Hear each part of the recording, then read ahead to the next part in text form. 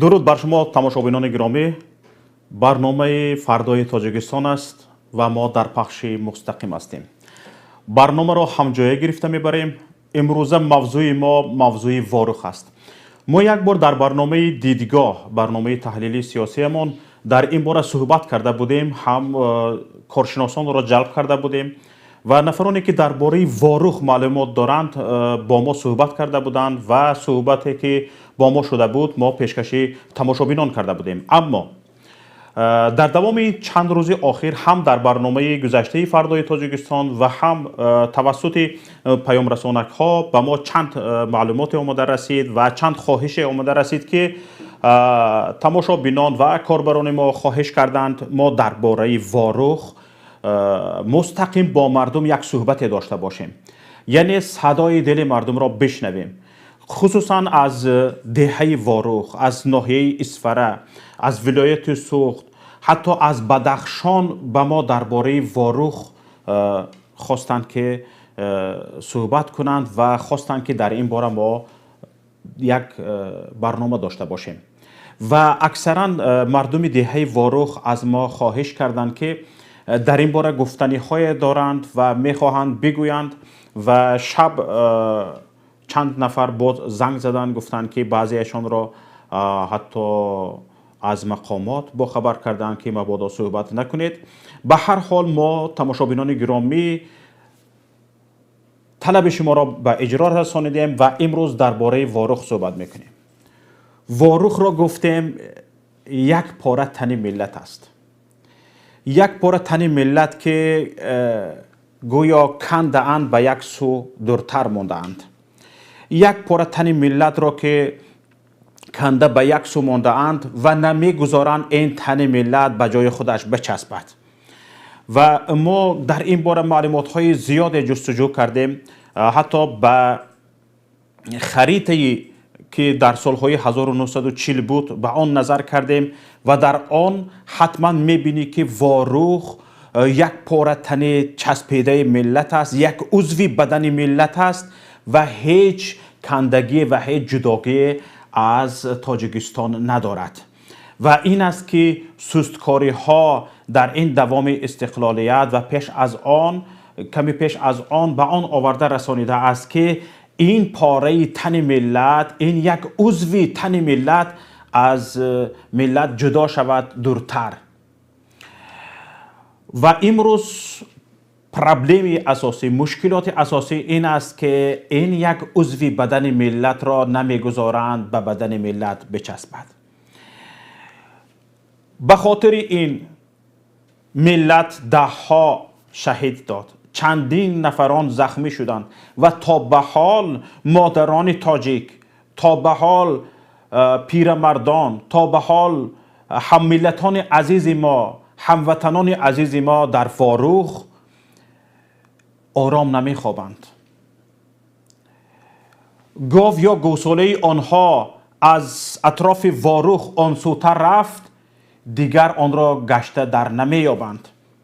حتی یک قدم آن سوتر ماندن، حتی در نزد اطراف واروخ راه گشتن به مردم واروخ تشویش آور است، خطرناک است و حتی میتواند که در اطراف دهه واروخ گشت و گذار کنی و قرقیز ها بیایند بگیرند ببرندد و بگویند که تو مرز را غیر قانونی عبور کردی، غیر قانونی. و هر وقتا که از قرقیز ها این طرف واروخ قرقیز ها میگذرند یا غیر قانونی سرحد را عبور میکنند، در حال مقامات قرقیزستان سر کار می شود، دست به کار می شود و می بیاید با رهبران جمهوری تاجیکستان، با مسئولین کشور ما گفتگوزار می کند و شهروندان خود را آزاد می کند، گرفته می رود. اما شهروندان ما چی؟ هر وقتا که به دست قرقیز افتادند به نهایت گفت و شنیدهای زیاد لازم می شود و حتی طرف تاجیکستان بیشتری وقت اهمیت نمی دهد. و حالا باشد در روسیه چندین شهروندان ما را قرقیزها کاف تو کاف می کنند با همکاری با مقامات انتظامی روسیه شهروندان ما را بازداشت میکنند و میگویند که شما در قرقیزستان به آشوب دست زدید، به بی‌ترتیبی دست زدید، راه را بستید. از همه عجایبش این است که شهروندان ما را به آن متهم میکنند که راه واروخ را بستند. آخر راه واروخ را بستند چه منطق دارد؟ مگر یک نفر راه خودش را خودش میبندد؟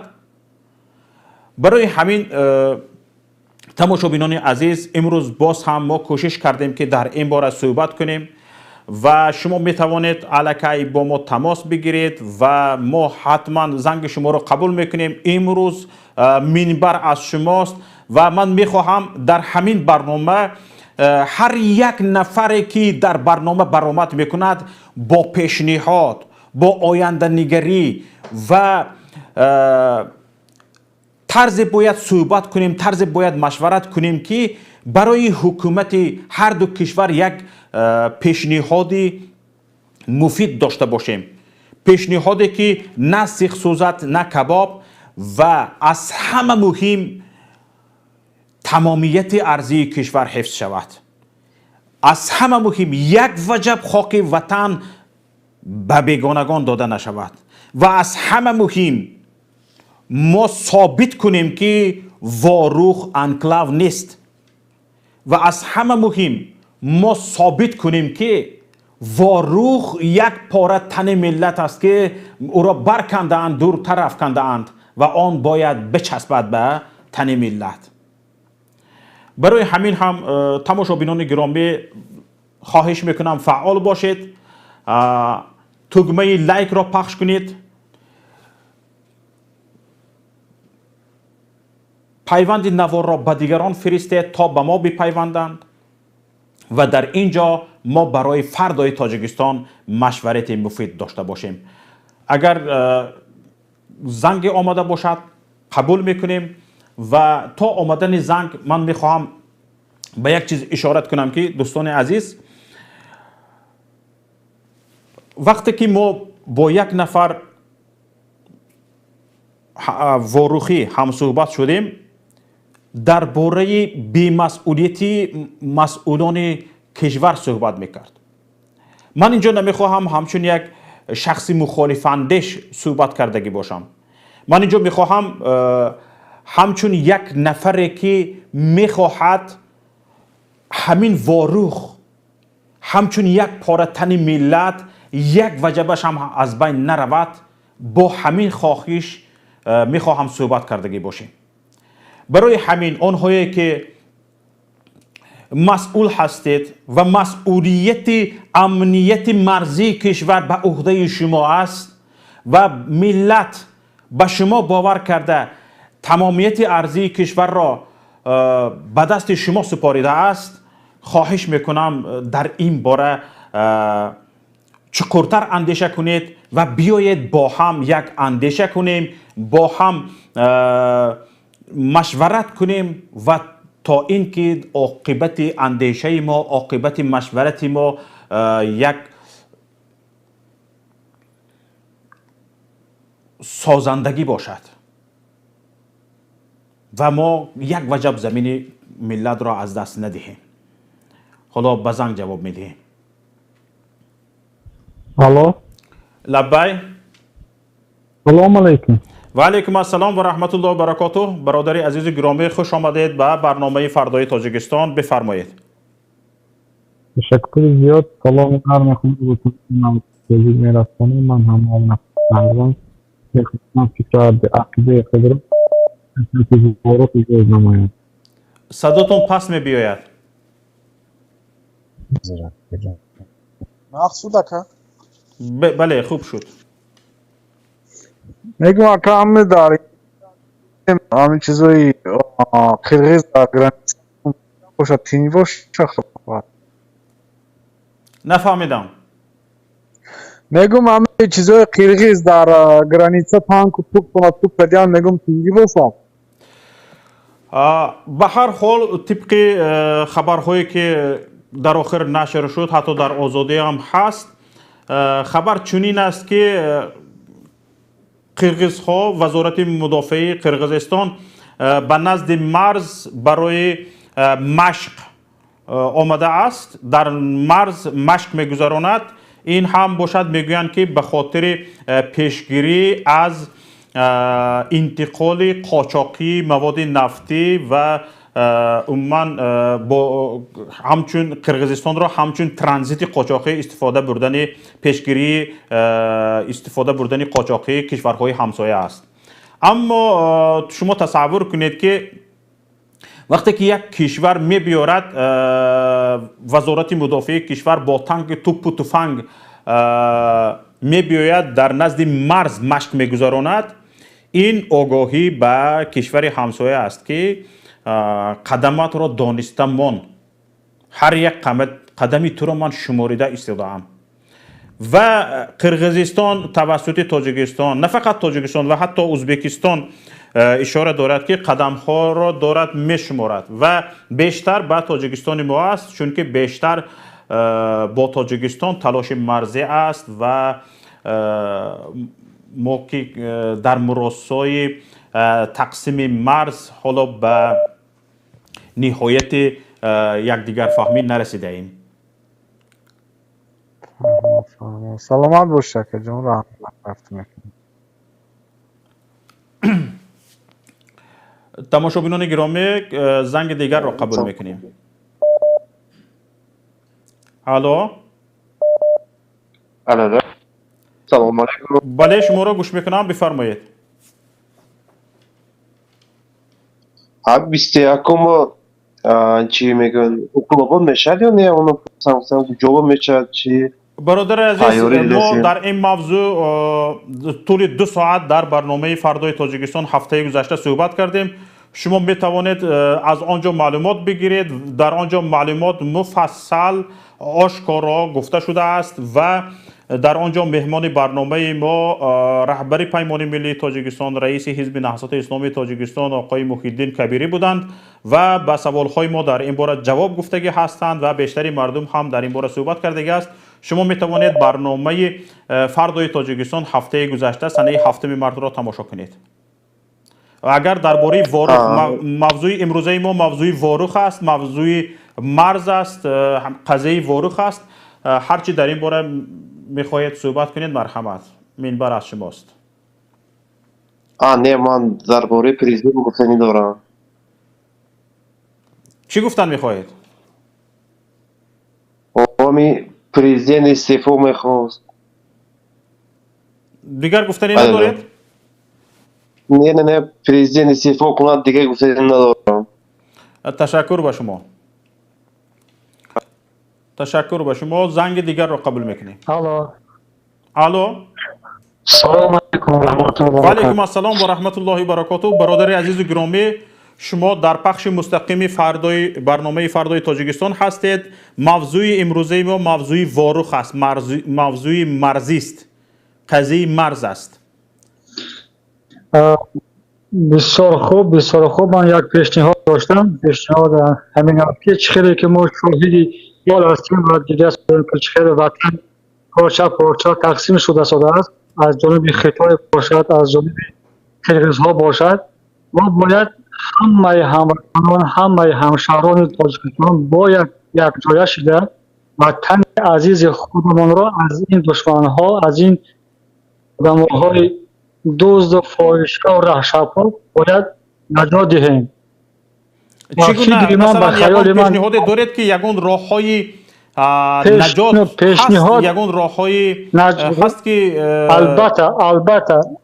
البته پیشنهاد همین که اگر همین ملت تاجیک ما یک گپ شود، یک جا شود، انشاءالله از همین مشکل‌ها به زودی میبراییم. سر آن است که ما باید یک جای شویم. بس است اکنون چاپلوسی کردن، طرفدار حکومت اینوی شدن. الحال با چشم سر دیده شدیم که در وطن چی گپ است، بیرون از وطن چی گپ است. بله. این اکن حوزی آفتاب و ماهتار با یک دست بردامن پشانده نمی شود که آدم هایی که طرفدار حکومت هستند در صدای مردم тамошо кардам, мутаассифона даромада натонистам. Бисёр як одами калонсор синаш рафта ки ба 65-70 аз тарафи ҳукумат дифоъ мекунад. Майлаш охи одам бояд ба чашми сар бинад. Дар Душанбе чхели мушкилиҳо ҳаст. На озодӣ, на як амният, на як тиҷорати наст. Ҳама дар роҳи қошоқию дузду фоҳишагарӣ. Мо бояд муттаҳид шавем. мо Тоҷикистон худаш як бародар аст, як хешу табор аст, як ақрабо аст. Агар ҳисоб кунем як реша ҳаст. Мо бояд ҳама якҷо шуда аз як гиребон сар бароварда ватани азизи худамонро муҳофизат кунем. Бар мо на Хитою, на Амрикову, на Русия кӯмак намекунад. Агар мо худамонро кӯмак накунем, ягон кас моро ёрдаму кӯмак намекунад. пешниҳоди ман ҳамин ки муттаҳид шавем, боз ҳам муттаҳид шавем. яъне шумо ҳама ҳалли проблема, ҳалли мушкилоти марзиро дар муттаҳидии миллат мебинед, бале?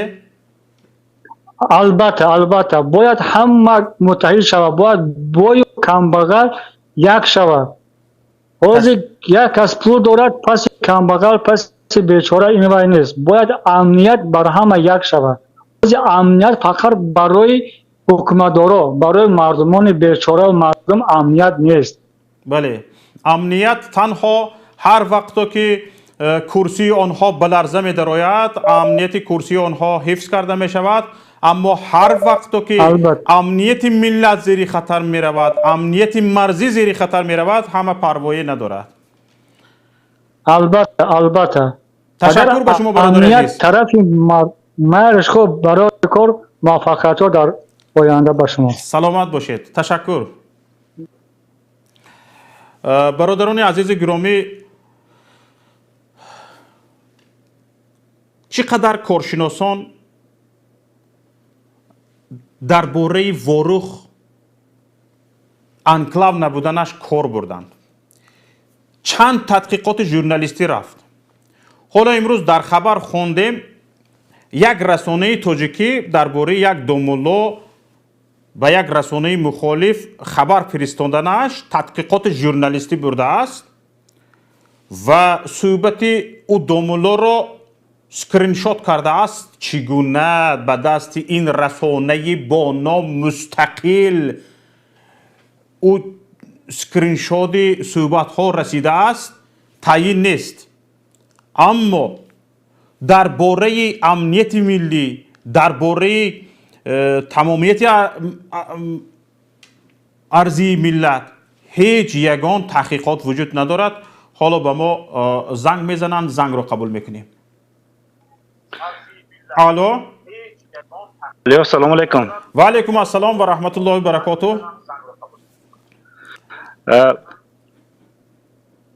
ман Матлубиддин Қозиев Анзаистон ба шумо. хуш омадед. ман бисёр мехостам шуморо дар ин иштироки шумо дар ин барнома иштирок доштагӣ бошед. ташаккур ба шумо ки вақти худро дариғ надошта дар ин барномаи мо ширкат кардед. ман мехоҳам дар ин ҷо бо шумо суҳбатҳои бештаре дошта бошам ва ҳардамон як каме мусоҳиба дошта бошем. розӣ ҳастед? бале, барои чӣ не? бародари азиз, шумо ҳозир мегуфтед ки ба тамошобинони мо маълумот медодед ки чӣ гуна Ворух анклав набуд ва ҳоло анклав шудааст. хуш, ин қазияи ҳамин мушкилоти Ворух аз худи соли 1974 оғоз ёфтагӣ. як фейсбук саҳифаамда як нағзе гузоштагӣ будам ман ба наздикӣ, агар хонда бошед ҳамон чия бале, ба забони русӣ буд. бале, як сиёсатмадор, як сиёсатшиноси рус Евгений Ларионов чӣ мақолаи чоп кардагӣ буд. ин масоҳа он заминҳое ки ҳозир посёлки Охусои ҳамин қирғиз ҳаст дар ҳудуди Тоҷикистон ҷойгир аст. мувофиқи ҳамон қонуни вақте ҳукумати советӣ барбод ёфт, мувофиқи ҳамон қонун агар гирем ҳам сарҳадҳо бояд нигоҳ дошта шаванд дар ҳамон ҳудудҳое ки дар вақти ҳукумати советӣ доштанд. бинобар ҳамин танги ворух оқсои қирғиз ин баъди соли 1974 соли 1975 пайдо шудагӣ дар ҳудуди тоҷикистон бояд ки ба тоҷикистон гузаронида мешуд. лекин ҳамин кор мутаассифона ҳамин бинобар ҳамин корҳои солҳои 90 худ медонед барои бинобар ҳамин нооромӣ дар тоҷикистон ҷанги шаҳрвандӣ аз ҳамин чиз суст мондем, бисёр чӣ аз даст додем. яъне мо ба худ авора шудем ва аз ин ба худ аворашавӣ мо қирғизҳо истифода бурданд. бале қирғизҳо аз ин чиз истифода бурданд. баъд як чизи дигар ҳамин ки бо ӯзбекистон сал сиёсати мо хунук шуд, муомила хунук шуд, ӯзбекистон роҳҳои мо баст, боз маҷбур шудем ба қирғиз муроҷиат кунем. аз ин истифода кардан онҳо бениҳоят бисёр чӣ дар бисёр масъалаҳо мо ба онҳо гузаштҳои калон кардем. акнун вақти он расидааст ки ҳамон гузаштҳои қафо гирем, чунки яко хай дӯстӣ хай он замин аст, он ватан аст. мо намехоҳем ки унҷо ҷанг шавад ё ягон чизи дигар. бояд ҳамон ноҳияи лолаки онҳо ҳам роҳи худи мустақили худшон пайдо кунанд, бояд ворух ҳам роҳи мустақили худшон пайдо кунад. ҳама чӣ бояд дар ҳамин доираи ҳуқуқӣ, дар доираи ҳуқуқ қонунӣ ҳал шавад. ин коре ки ҳозир карда истоданд қирғизҳо, ҳам халқшонро мехезонанд, ягон провокатсия мекунанд, бо аз қафош ҳарбиёшонро мебиёранд. мана ҳозир ин коре ки карда истоданд, ин бениҳоят кори чӣ аст? оқибаташ на он қадар хуб ҳаст. ҳамин машқҳои ҳарбие ки дар сарҳад мегузаронанд, дар хати сарҳад мегузаронанд, ҳама мардуми назди сарҳадиро нигарон кардааст. бубинед ҳарчанд вазорати дифои тоҷикистонро огоҳ карда бошанд ҳам, хай ба ҳар ҳол ин як тарсондани халқи мардуме ки дар назди сарҳади тоҷикистон зиндагӣ мекунанд, ҳамин хел баҳо дода мешавад. бубинед вақте ки ман ба ин барнома омода мешудам, шаб якчанд наворҳоро тамошо кардам. дар як навор як муаллими фаъол ки дар марз боғ доштаанд мегӯянд ки илоҷи тақсим кардани марз вуҷуд надорад, барои он ки як қирғиз боғаш ба дохили тоҷикистон гузаштааст, як тоҷик боғаш ба тарафи қирғиз гузаштааст ва ягона илоҷ ин аст ки мо дӯстона зиндагӣ кунем ва марз тақсим нашавад. ба ин чӣ мегӯед шумо? ин ҳам як роҳи халосӣ, албатта ин ҳам дида буромадан мешавад. роҳи халосӣ ҳамин ки бояд тоҷикистон ба иттиҳоди гумрукии авросиё ҳамроҳ шавад, яъне ки марз аз байн бардошта шавад. лекин ин роҳи ҳалли муваққатӣ аст. ин проблеми мавҷуд буда, мушкилоти мавҷуд бударо ҳал нахоҳад кард. барои ҳалли ин мушкилот бояд албатта сарҳад муайян гардад, аниқ гардад. ҳар ду ҷониб, ҳар ду халқҳо сарҳадро донанд. он чиҳое ки шумо гуфтед боғи қирғиз дар тоҷикистон аст, вай он қирғизҳо дар вақти ҳукумати советӣ дар ҳамон хеле гумакон пропискашон дар тоҷикистон буд, паспортҳои ҳукумати советӣ доштану, лекин онҳо ба ноҳияи Исфара тобе буданд. баъде ки соли 92 ҳукумати советӣ барбод ёфт, онҳо граждан шаҳрвандии қирғизистонро қабул кардану, лекин дар ҷои худ монданд, ҳудуди тоҷикистон зиндагӣ доранд. онҳо ҳуқуқ надоранд дар ҳавли худшон байрақи қирғизистонро зананд. ҳозир ҳамин хел баъд шуда истодааст, як кори якдигар нофаҳмӣ чӣ хел як нонсенс дар бобати ҳамин ҳуқуқи тарзи ҳуқуқи коғазгузории ҳамон сарҳад, чунки он заминҳои тоҷикистонанд, хай дар ҷирғатол қирғизҳо зиндагӣ мекунанд, дар дигар ноҳияҳои тоҷикистон қирғизҳо ҳаст, онҳоро ягон кас ғам наметиҳад. мо нағз зиндагӣ мекунем, дӯстона зиндагӣ мекунем. ана ин тоҷикое ки ҳозир ҳамин хел кардан, бояд ба тоҷикистон паспорти тоҷикӣ гиранд, шаҳрвандии тоҷикӣ гиранд, бояд шаҳрванди тоҷикистон шаванд. марз ҳамон чӣ хеле мувофиқи ҳамон картаҳои пештар, харитаҳои пештар аст, бояд чӣ кунад, гузошта шавад, аломатгузорӣ карда шавад.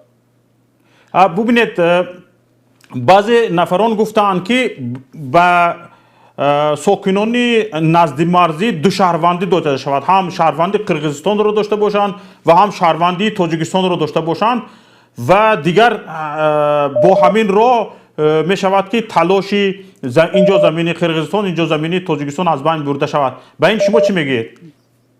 не ин ҳам роҳи ҳалли муваққатӣ аст. ин умуман роҳи ҳал нест. чаро? чунки мардум менталитети мардуми халқи тоҷик дигар хел, халқи қирғиз тарзи зистишон дигар хел. ҳар кас забонҳоам бениҳоят фарқ мекунад. камтар با ازبک ها بیشتر مونندیم، با قرغیز ها دیده فرق ما کلان است بینید. بله. بعد این خیل با یک تبدیل دادن توجیک قرغیز بینید دشوار است کوری با آینده خیلی میدونید این رئیسی جنگ اصل خودی 1974 میبود. اگر این کار ممکن میبود وقتی حکومت سوویتی این گونه جنگ ها این گونه چیزها مشکلات با میان نمی اومدن. چون که وقتی حکومت سوویتی ما همه شهروندی یک دولت رو داشتیم، حکومت سوویتی رو داشتیم، لیکن نو بسته با دوستی اینترنشنالیستی و دیگر چیزایی که حکومت سوویتی تشویقات میبود همین مشکلات بود. بنابر همین این روی حل مشکلات نیست، روی حل یگانه این علامت گذاری انیق سرحد، این با حدود تاجیکستان پیوست کردن اقصای و تنگی وروح، خیلی که از اول همین مسئولیت ها در حدود تاجیکستان بود، باید در حدود تاجیکستان پیوست شود. اون شرطنامه‌ای که موقتی زمین ها با قرغیزستان داده شده بودند باید برگردانده شوند، چون که خیلی موافق شرطنامه بین دولتی. چگونه این شرطنامه موقتی بین دولتی از بین رفت و به اینوبت گرفته نمی شود و آنهایی که طبق شرطنامه زمین گرفتند امروز صاحب زمین شده اند؟ این از کجا این از دوره حکومتی سوویتی آغاز شدگی. چخیل گم مکب دو گرفتی بین زمین ها بود، بین نوعی همسایه بین قرغیزستان تاجیکستان، چون همه یک دولت بودیم، هیچ کس فکر نمی‌کرد که این زمین ها پرگی به قرغیزها داده میشد یا دیگر. خیلی دوستی بود، برادر فامیل بود یا دیگر فامیل بود. خیلی اگر یگان اون زمان در یک کشور حساب میشدیم. بله این دو گرفت ها بین حتی نوعیه ها و قشلاق ها هم میشد. این موقتی دو گرفت ها میشد برای آبیاری بهتر، برای بعضی کارا، مثلا همین برای کانال آبی اوبانبوری توختگل تاجیکستان بسیار زمین به قرغیزستان دادگی. این همش خیلی زمین ها رو موقتی سپردگی برای اینها. حاضر که دولت های جدا شدن باید قرغیزستان همین خیلی قطعی ازبکستان همین مثلا نقشه حل شد در قایرقم باید همین خیلی شود. خیلی انشاءات هایی که به قرغیزستان داخل دارد انشاءات ها از آن اونهاست، ما اینا باید تصدیق کنیم، لیکن اونها هم باید تصدیق کنن که زمین تاجیکستان است، مرز تاجیکستان است. همون آب گرم سری اوبانبور مثلا همون جایی که خونچه هست و خونچه به قرغیزستان تعلق دارد بگذار همین خیلی است، لیکن اون زمین تاجیکستان است، باید سرحد در درون تاجیکستان باشد. یا دو کارگری که خیلی که پیش در دوره حکومتی سوویتی بعد اون هم شرطنامه بین ازبکستان و تاجیکستان و قرغیزستان بود، باید سه کس از نماینده‌های وزارت آب هر سه دولت سه کس باید همونجا پاسبانی کنن، کاربری کنن که همون آب با عدالتانه تقسیم کرده شود، آب دریای وروح. شما وقتی در برنامه دیدگاه شرکت کرده بودید به یک چیز اشاره کرده بودید که طرف قرغیز میتواند آب را سوی دیگر سو گرداند و در این مابین مردم نوحه اسفره، مردم وروح به آب مانند. این چگونه می شود؟ اونها چگونه این کارو میکنند؟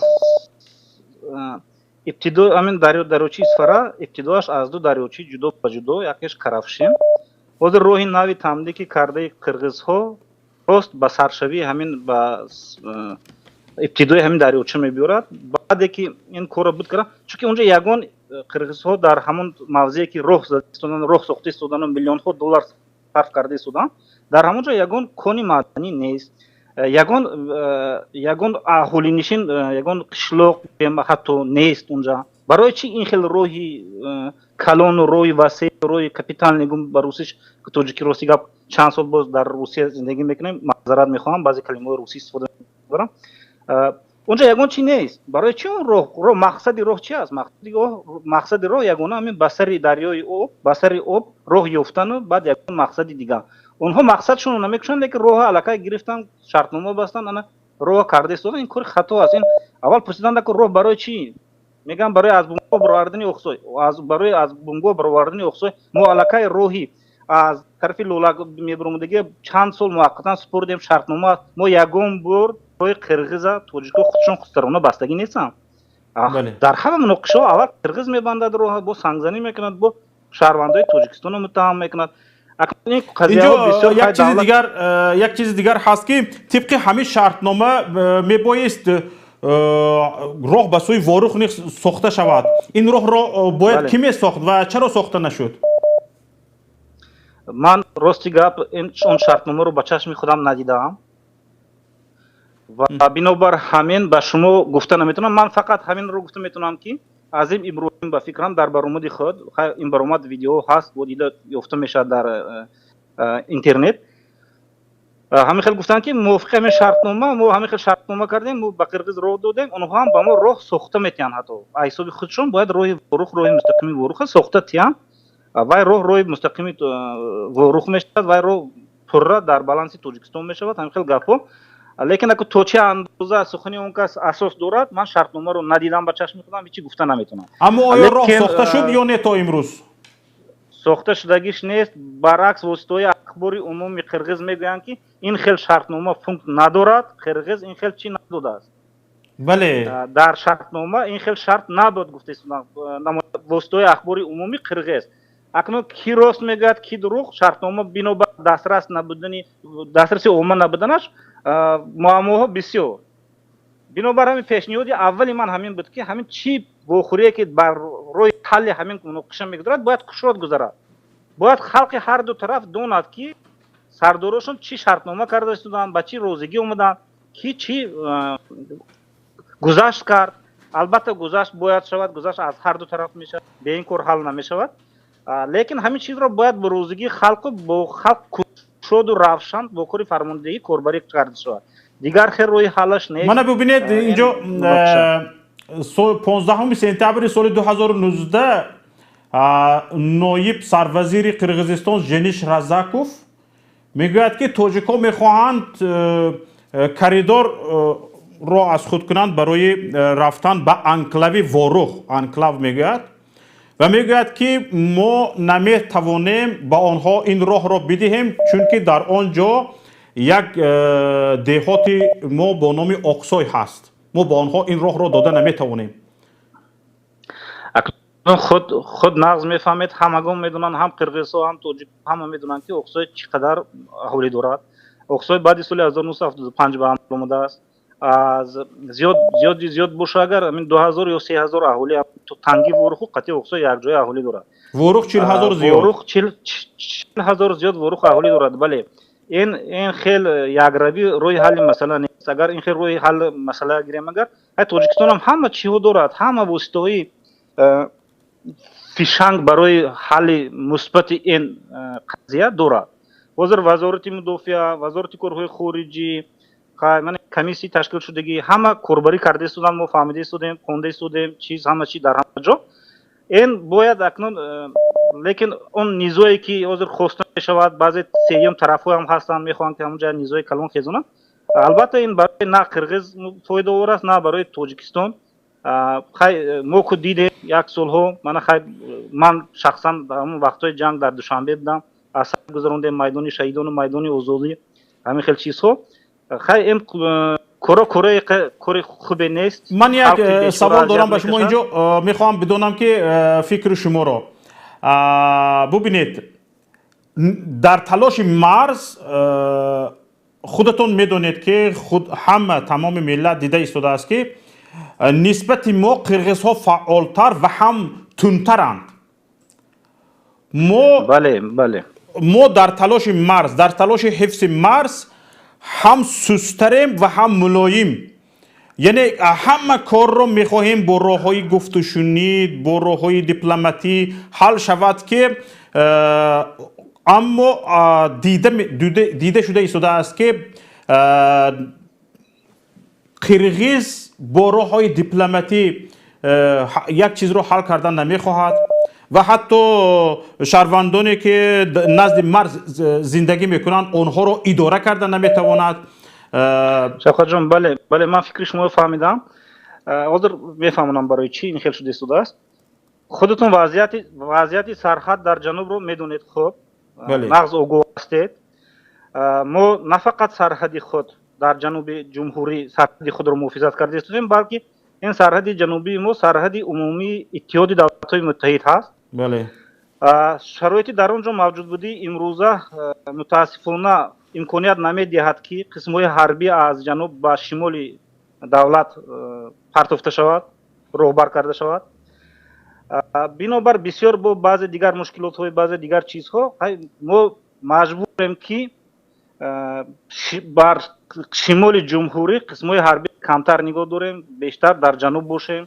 یعنی دقت وزارت مدافعه و دقت کمیته امنیتی ملی کشور بیشتر به مرز طرف افغانستان است. بله شفقت جان حاضر فکرم تمام کنم گفتم بردید خلاصی گپ در همون است که بله سرحد حفظ سرحد طرف جنوب مهمتر برای همه دولت‌های اتحادیه دولت‌های متحده.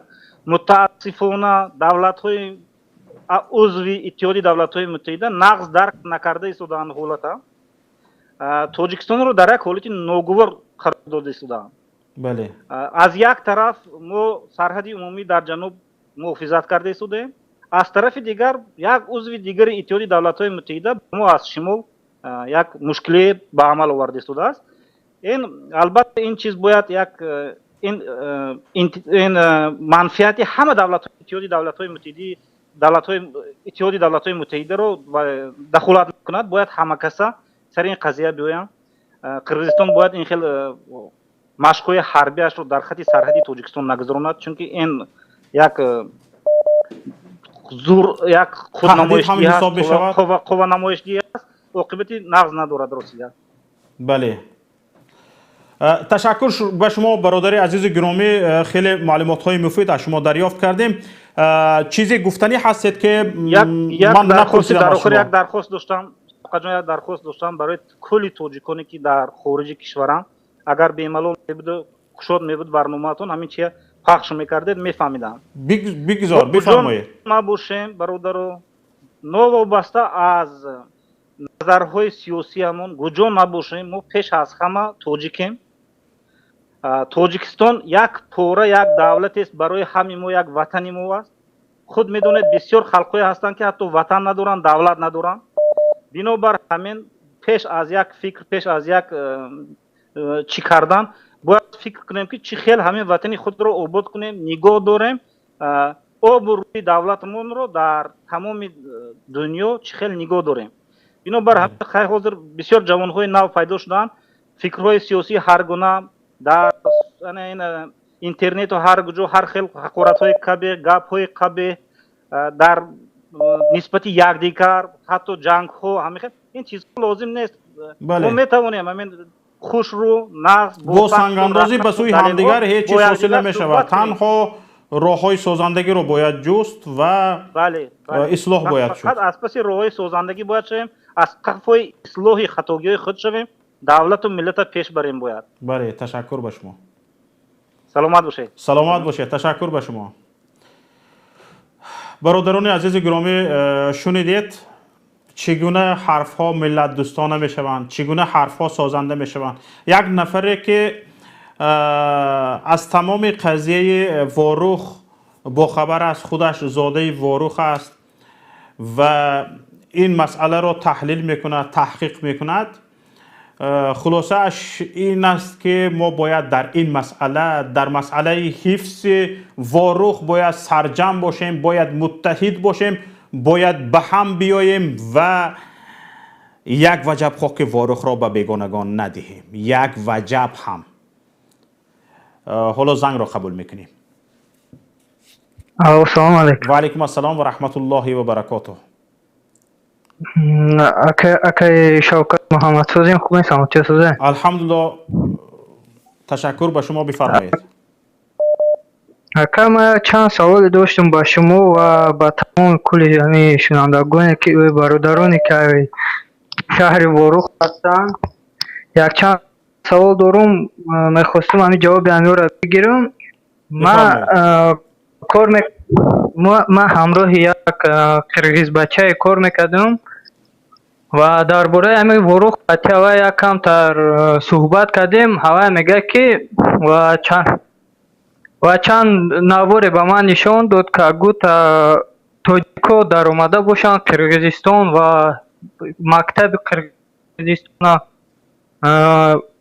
کفونده باشن یا اینکه تیرپرانی کرده باشن و چند سرباز قرغیز کشتیان و همین کارو را کردند.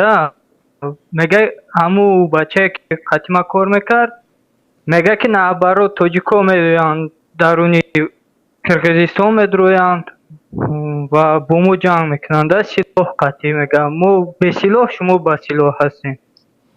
ببینید برادری گرامی این مسئله حالا کمتر پیش یک برادری عزیز گرامی ما در این باره صحبت کردند و حتی در رسانه های قرقیزی هم اگر با دقت خونید آنها یک کمتر می سازند خبر را، لیکن اگر از روی همون خبرهایی که آنها ساختند حتی بینگریم دانسته می شود که طرف تاجیکستانیان هرگز به سوی برادران قرقیز سنگ نانداختند، جنگ نکردند. جنگ اساساً از پشت دو چیز بیشتر به میان می‌آید، یک آب دیگری راه. و بعد همون بچه گفت که اگر که شهروندان همون شهر که حاضر یک دقیقه نگاه کنید، جنگ خرخشه جدال مجادله اساساً از سبب دو چیز است، یک آب دیگر راه. برای آن به خاطر آب جنگ می شود که در سرگه آب قرقیزها قرار دارند و نمیخواهند آب را بدهند و به خاطر آن از پشت راه جنگ می شود که تاجیکستانیان و وروح، یعنی شهروندان تاجیکستان ساکنان دهه وروح اگر به مرکز ناحیه شهر اسفره بیایند حتما توسط اقصای یک بار چندین مراتبه درون قرقیزستان در آمده میبرایند و آنها به خاطر گبدرا کردن وروخیان راه ها را میبندند و کسانی که با راه درون قرقیزستان میدارند آنها را تضییق میکنند، فشار میبرند بالای آنها، ماشین آنها را زده میده میکنند، آینه های شیشه هایش را میشکنند و از همین سبب ها جنگ به میان میباید. اگر رسانه ها را خوانده باشید بیشتری وقت همین حادثه روی میتید. مرم بای کردم ده با لهجه روسی دکازه چی کردم همی گپورا و میگه که چوپانایی که از طرف قرقیزستان گواشو نمیورن مولاشو نمیورن میگه طرف تاجیکو میگه همی کرد زده میشوند مولای هوایی و همی کرو میگه میکنن طرف گواشون در زمین خودشون چرونن، چرا زمین وروخ میبرن گواشونه؟ گواشون در زمین خودشون چرونن. یک نفر میبیارد گوش در درون باغ شما میچرونه، شما چیکار میکنید؟ وای نمیگه که در زمین شما در اومد و میگن که و میگه که تاجیکا میدرویند سرحد قرقیزستان همه کارو را میکنن و یا نوار نشان داد یک قرقیز درون یک برادر عزیز، این قرقیز هایی که در مرز با دهه وروخ زندگی میکنند و برادر گفتند که سالهای 70 همین دهه اقصای به میان آمده است و آنها شهروند تاجیکستان بودند، هرچند پاسپورت اساسر را داشتند، فقط ملتشان قرقیز بود، اما بودی باششان در تاجیکستان به قید گرفته شده بود. آنها ساکنان ناحیه اسفره حساب میشدند و وقتی که مستقلیت ها به میان آمد و قرقیزستان مستقل شد، تاجیکستان مستقل شد، آنها شهروندی قرقیزستان را گرفتند و قرقیزستان هم به این هوسمند بود. حاضر برادر این مسئله ها را شرح دادند. ببینید وقتی که شما در باغ یک نفر مالتان را میچرانید و آن نفر به شما مال و کالت را بگیره از اینجا گم شو میگوید، شما باز چیکار میکنید؟ زوری میکنید؟ مال کالتان را بگیرید بروید استر. ما هم فهموندم همین گپورا هویده میگه که ما نه در اومده میگه نه برای تاجیکا میدرویند در زمین ما با همین کارو را میکنن و میگم یک نوار نشان داد در یک ساختمان یک قرقیز است که جمع میکنه امو سلاح های معده شده و میگه که تاجیکا آمدین در همه درون مکتب تیربارون کردن یا یکی بمبارون کردن. برادر عزیز خیلی گرامی خوب. حالا زنگ های پای در پای آماده ایستاده است، نوبت رو به دیگران میدهیم. فقط همین رو دانسته باشید که و تمام اهل ملت بداند که باید حکومتداران ما، مسئولین ما یک کم بجسارت تر باشند، یک کم بغیرت تر باشند و بفهمونند که آنها ده مرده های ما بودند، همون هایی که امروز به زمین های ما صاحب شده اند. ده مرده های مردم اسفره بودند، ده مرده های مردم واروخ بودند و آمدند امروز به زمین صاحب شدند. بسیار خوب زمیندار شدی، باغدار شدی، خودت را همچون در خانه خودت حس کن، اما فراموش نکن که تو مهمان هستی. روس‌ها همه خیلی مقال دارند. زنگ دیگر را قبول میکنی. الو، سلام علیکم آقای محمد. و علیکم السلام و رحمت الله و برکاته. برادر بفرمایید. خوب هستید اینجا شما؟ الحمدلله. با موضوع وارد میشویم برادر عزیز و گرامی. موضوع ما قضیه واروخ است. چی باید کرد؟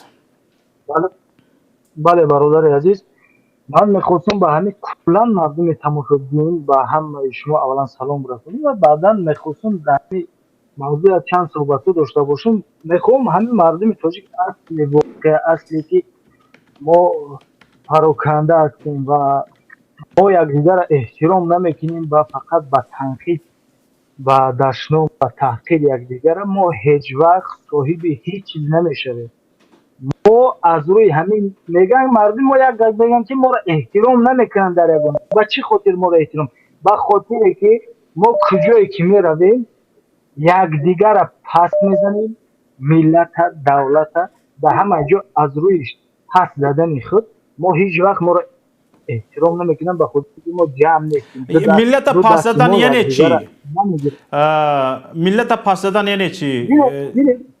ببینید برادر عزیز، من خصوصا در مهاجرت در روسیه بودم. بعضی برادرها هستن که یک جا کار میکنی همون اگر کمتر وظیفه بالا زدن یا که مقصد دست کلچ مونن یا که یک دیگر موننش وزد اوزه چیکار میکنن؟ تاجیک در پس زنی میدروه، انا این کار نمیکنه، انا اون کار نمیکنه، انا این تاجیک است. همین مسئله در ما که هست این مردم خیال میکنن که در مرز ایستادن автомат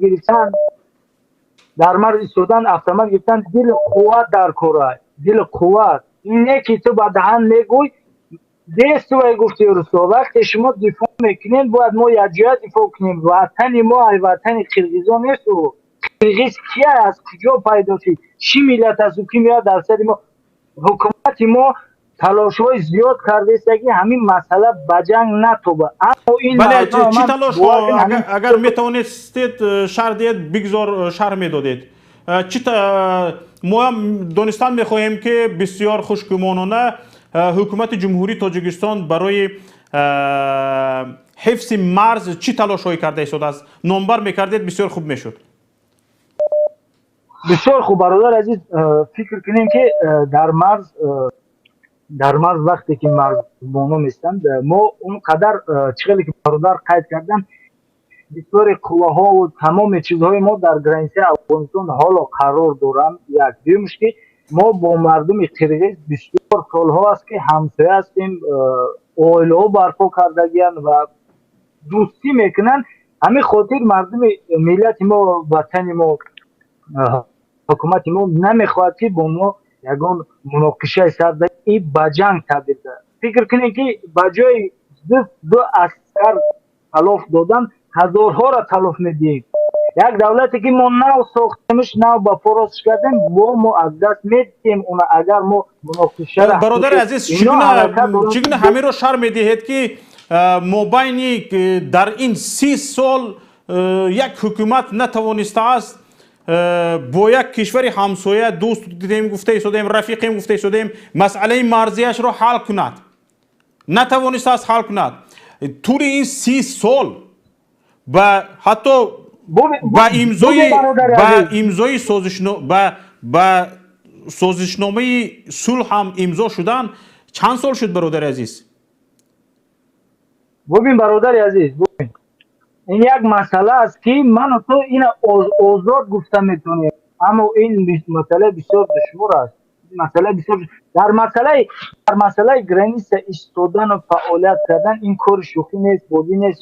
برادر عزیز ببینید، من از شما دانستم میخوام که نگاه کنید، در قرغیز این طول ساله که ما با یک رئیس جمهور آمده ایستاده ایم، چندین مراتب رئیس جمهورش را عوض کرد، حتی با راههای تظاهرات، با راههای خیزش مردمی رئیس جمهورش را عوض کرد، اما مسئله حفظ مرزیش یا تلاش مرزیش یا که اصطلاحگریش از بین نرفت.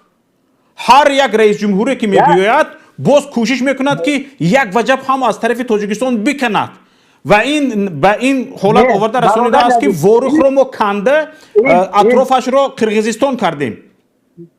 و نه برادر عزیز ببینید، این رو هیچ وقت تاجیکستان اجازه نمیده که قرغیز پارچه زمین ما رو بگیرد. این یک دومش که برای پرزیدنت گفتن برادر عزیز، حکومت ما شگونه میکنیم اولا که در درجه پیش از با تکنیک و این هم در تمام چیز. ببینید بسیار آگاهانه صحبت کرده ایستادید، با من معقول شده ایستاده است.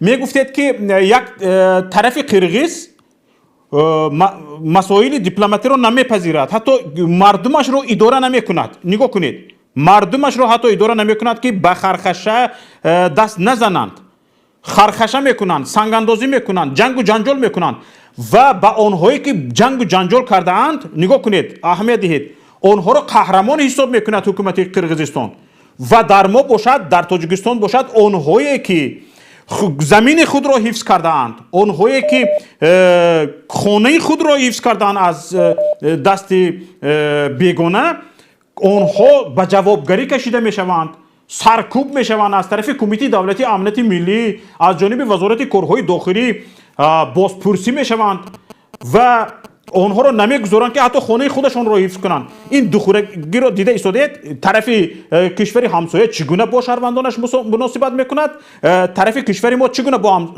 با شهروندانش مناسبت میکند. بسیار خوب گفتید که تاجیکستان میخواهد با راههای دیپلماتی، با راههای آسایشته این مسئله رو حل کند، لیکن طرف قرغیز رو دیده ایستادیم، اون طرف وقتی که با راه آسایشته نمیخواهد، چی راههای دیگری هم وجود دارد که همین مسئله مرزی را حل کرد و یک وجب خاک وطن به بیگانگان نگذارد.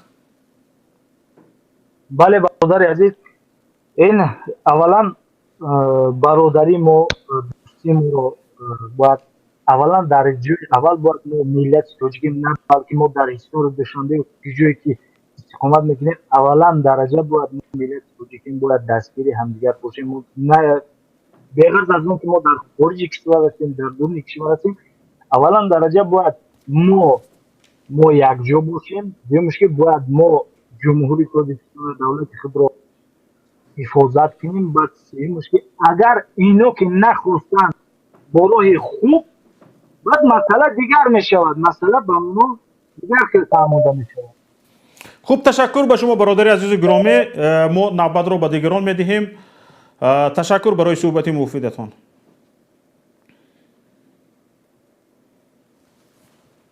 برادران عزیز، خواهش میکنم، تقریبا ما را 2500 نفر تماشا میکنند و از این 1100 نفر تگمه لایک را پخش کردند. خواهش میکنم تگمه لایک را پخش کنید. اینجا مشورت رفته ایستاده است، مشورت برای فردای تاجیکستان، مشورت برای حفظ مرز تاجیکستان، مشورت به خاطر آنکه یک وجب خاک زمین به بیگانگان نرود. برای همین هم برادران عزیز، خواهران عزیز، تماشابینان گرامی، لطفاً تگمه لایک را پخش کنید و پیوند نوار را به دیگران فرستید و به دوستانتان فرستید تا به این برنامه وارد شوند.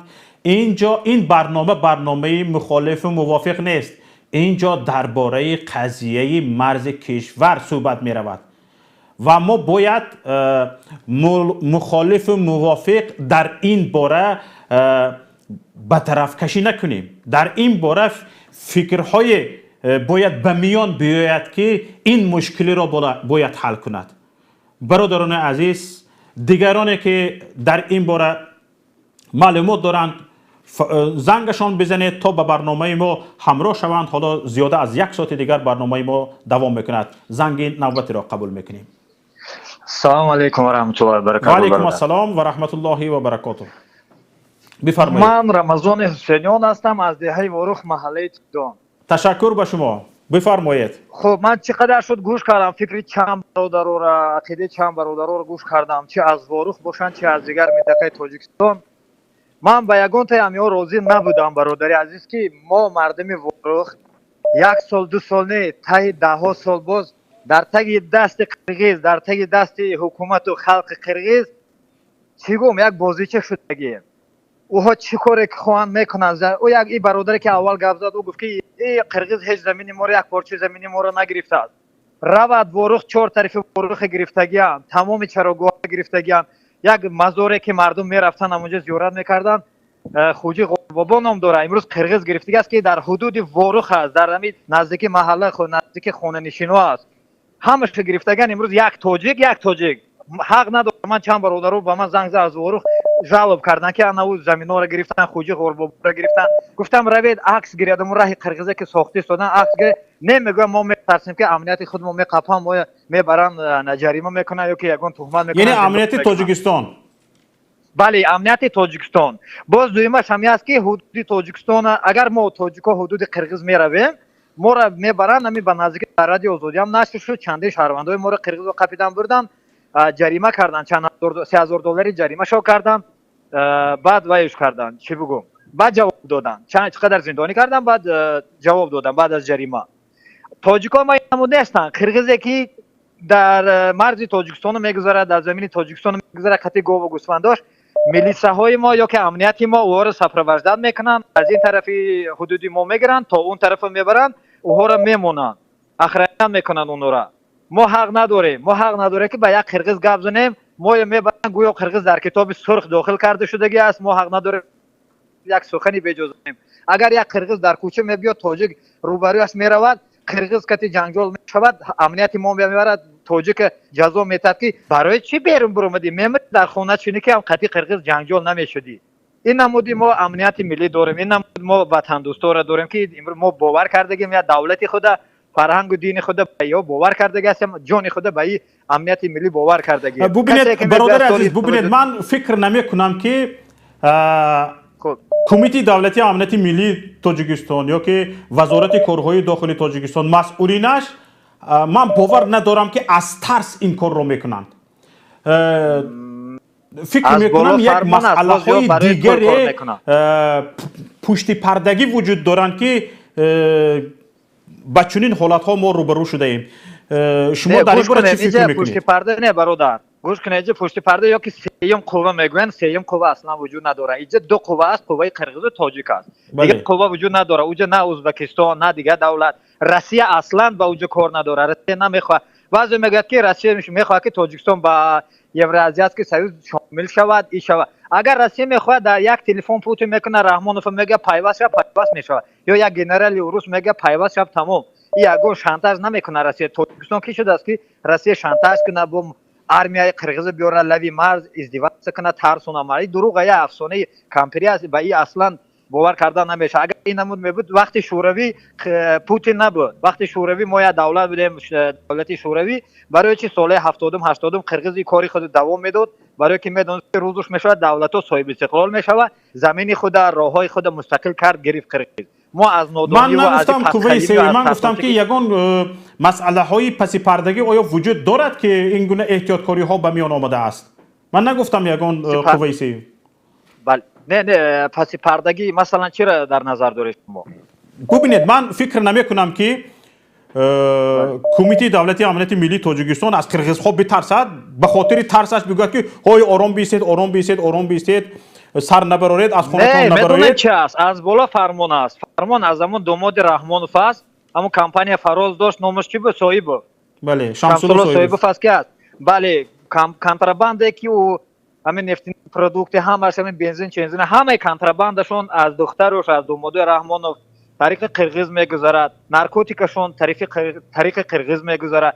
قواهای قرغیز هم заинтересованن. این دوماد رحمانوف هم دختری رحمانوف هم خود رحمانوف بعضی میگه که خیلی جناب کرسی نیست جناب نرسوندن. او چه جناب بوده است رئیس جمهور بوده است که ای حادثه‌ای که دولتش در خطر است مرز دولتش خبر نداشته است یا که عرق او سودکش که میخوره باید رئیس جمهور این نبود نشود خود پیشوا که میگیره پیشوا باید این کار نکنه. اینجا امو دوماد رحمانوف است بعد گنرالچایی که در گرد اطرافش هستن پتخیمش همین شیرلی خیرلویف شد دیگر و دیگرش علی مردانوف وزیراش و همه ها اگر که یک امنیتی چند امنیتی خودش گفتگی است با مردم که ما نمیتوانیم ما میخوایم حمایت کنیم مرز لیکن ما را از بالا زنگ میزنم میگم میخوای وظیفه ها بشی دم چیزی که قرغیز میخواد اینجا ببینید شما از دو نفر نام بردید علی مردانوف و شیرعلی خیراللهیف با ما یک منبع معتمد گفته بود که این دو آمده بودن به مرز برای گفت و شنید برای گفت و شنید اما یکی از آنها با آنها رفته گفت و شنید میشد گفت و شنید میکند و مست و الست برمیگردد و دانسته میشود توسط محافظش که به $1,000,000 گویا این مسئله را فروخته است یعنی مرز را فروخته است زمین وروخ را فروخته است و وقتی که از او سوال کردن و گفته است که همین کوهسار و همین کوه بیکاره را چهار میکنید پشت همین تلاش کرده میگردید آیا همین درست است؟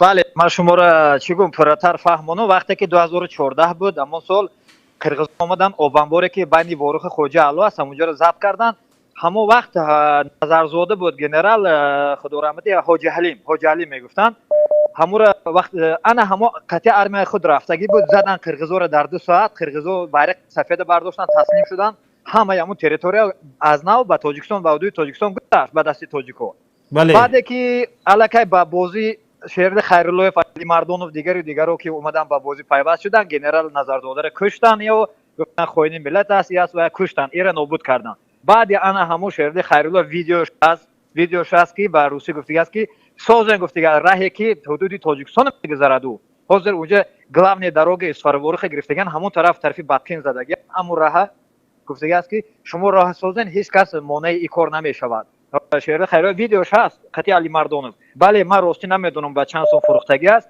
لیکن اول او وعده میداد شو اسکندر شیرعلی خیراللهیف علی مردانوف که یک وجبه ما نمیتیم جناب گفتگی که یک وجبه نتیم با قرغیزا جنگ گوید جنگ لیکن رفتن اوش خوردن قطعی او یک تکر بز کشتن خوردن تمام زمین ها همش گذشت بعد مردم جمع کردن گفتن که خیر یک موی سفید بود من راستی فراموش کردم اسم همه آدم برو اومدن گفتن که شیرعلی خیراللهیف گفتن که خیر گفتن معلم بس آخی استوپکا از وقتی شوروی است که ما استوپکا میکنیم بس آخی ما مردم وروخ بجون ما سیر شدیم بعد شیرعلی خیراللهیف که خیر گفت بابا برای همین کوه میجنگه برای کوهستان میجنگه قطعی قرغیز ما نرود همین گپ گفت در نزد مردم چند هزار مردم عکساش ویدیوش هست که مردم جمع شدگیان در گرد همو شیرعلی خیراللهیف همش هست چگونه اثبات کرده میشه یگو جایی وای نداره دروغ نداره کلی مردم وروخ میدونه بعد این موسفیدی که نزد همو شیرعلی خیراللهیف برآمد میکرد او را به منطقه زمرتی طرفی اسفر دعوت کردن یک روز به مجلس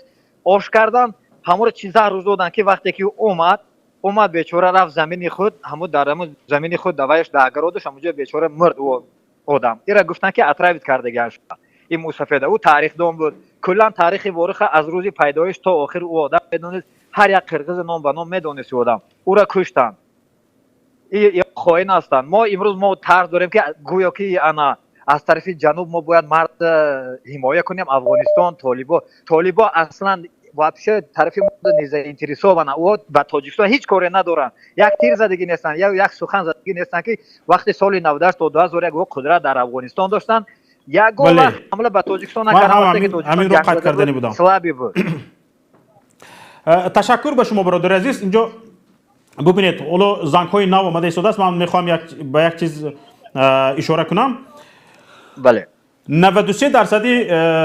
تاجیکستان را کوهسار تشکیل میدهد بله پس ما این کوهسار را چیکار میکنیم بدهیم 93% را به هر کسی که میخواهد بدهیم در همین 7% باقی میمونیم در 93% دنگره را میمونه بس است اخی برادر دنگره را مونه بس اخی چی در کره 93% بله بسیار کفایت است برای ما. یک مسئولی بلندپایه دولتی وقتی که این گونه حرف میزند خیلی ننگاور است. و چیزی دیگر این است که ببینید یک موسفیدی که از خانه اش محافظت میکند، از زمینش محافظت میکند، اون رو میبرند میکشند. همین طور است، لیکن ما باید اینجا ما گناهگار هستیم که پدخلیمی و ترسانچکی خود که مردم با دروغ و جنگ میترسیم. اینجا جنگ نمیشود، جنگوی 92 یا دروغ است، پس سر است، نمیشود، تکرار نمیشود. این کار مردم تاجیکا را باید بیدار کرد، جوان مردم را نترسین. او گپایی که مردمی که در وقت شوروی تولد شدگان ما از جنگ میترسونن، سرت خم سری خم شمشیر نمیبره، این گپا را، این افسانه را که یک طرف مونیم دنیا دیگر شدگی است. اگر که ما کمتر سخت نشویم، کمتر حرکت نکنیم، ما را از بین کلا میبرم و از همین کردا و از همین سیگانا و از همون هم بدتر میشویم. نابود میشه دولتداری ما، ملت ما. تشکر به شما برادر عزیز. خب خداوند نگهبانتون. تشکر. زنگ دیگر رو قبول میکنیم.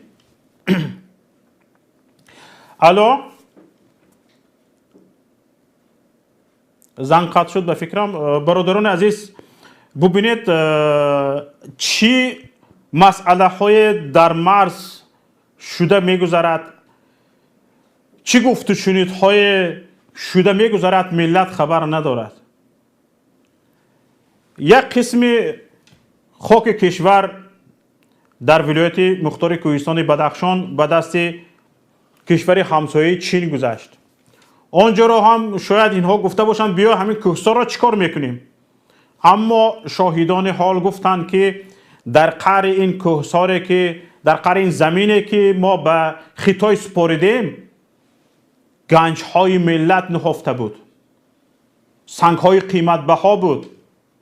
ما دادیم زمین را، طلا داشت، نقره داشت، قیمت ترین سنگ های جهان را داشت، اما ما دادیم.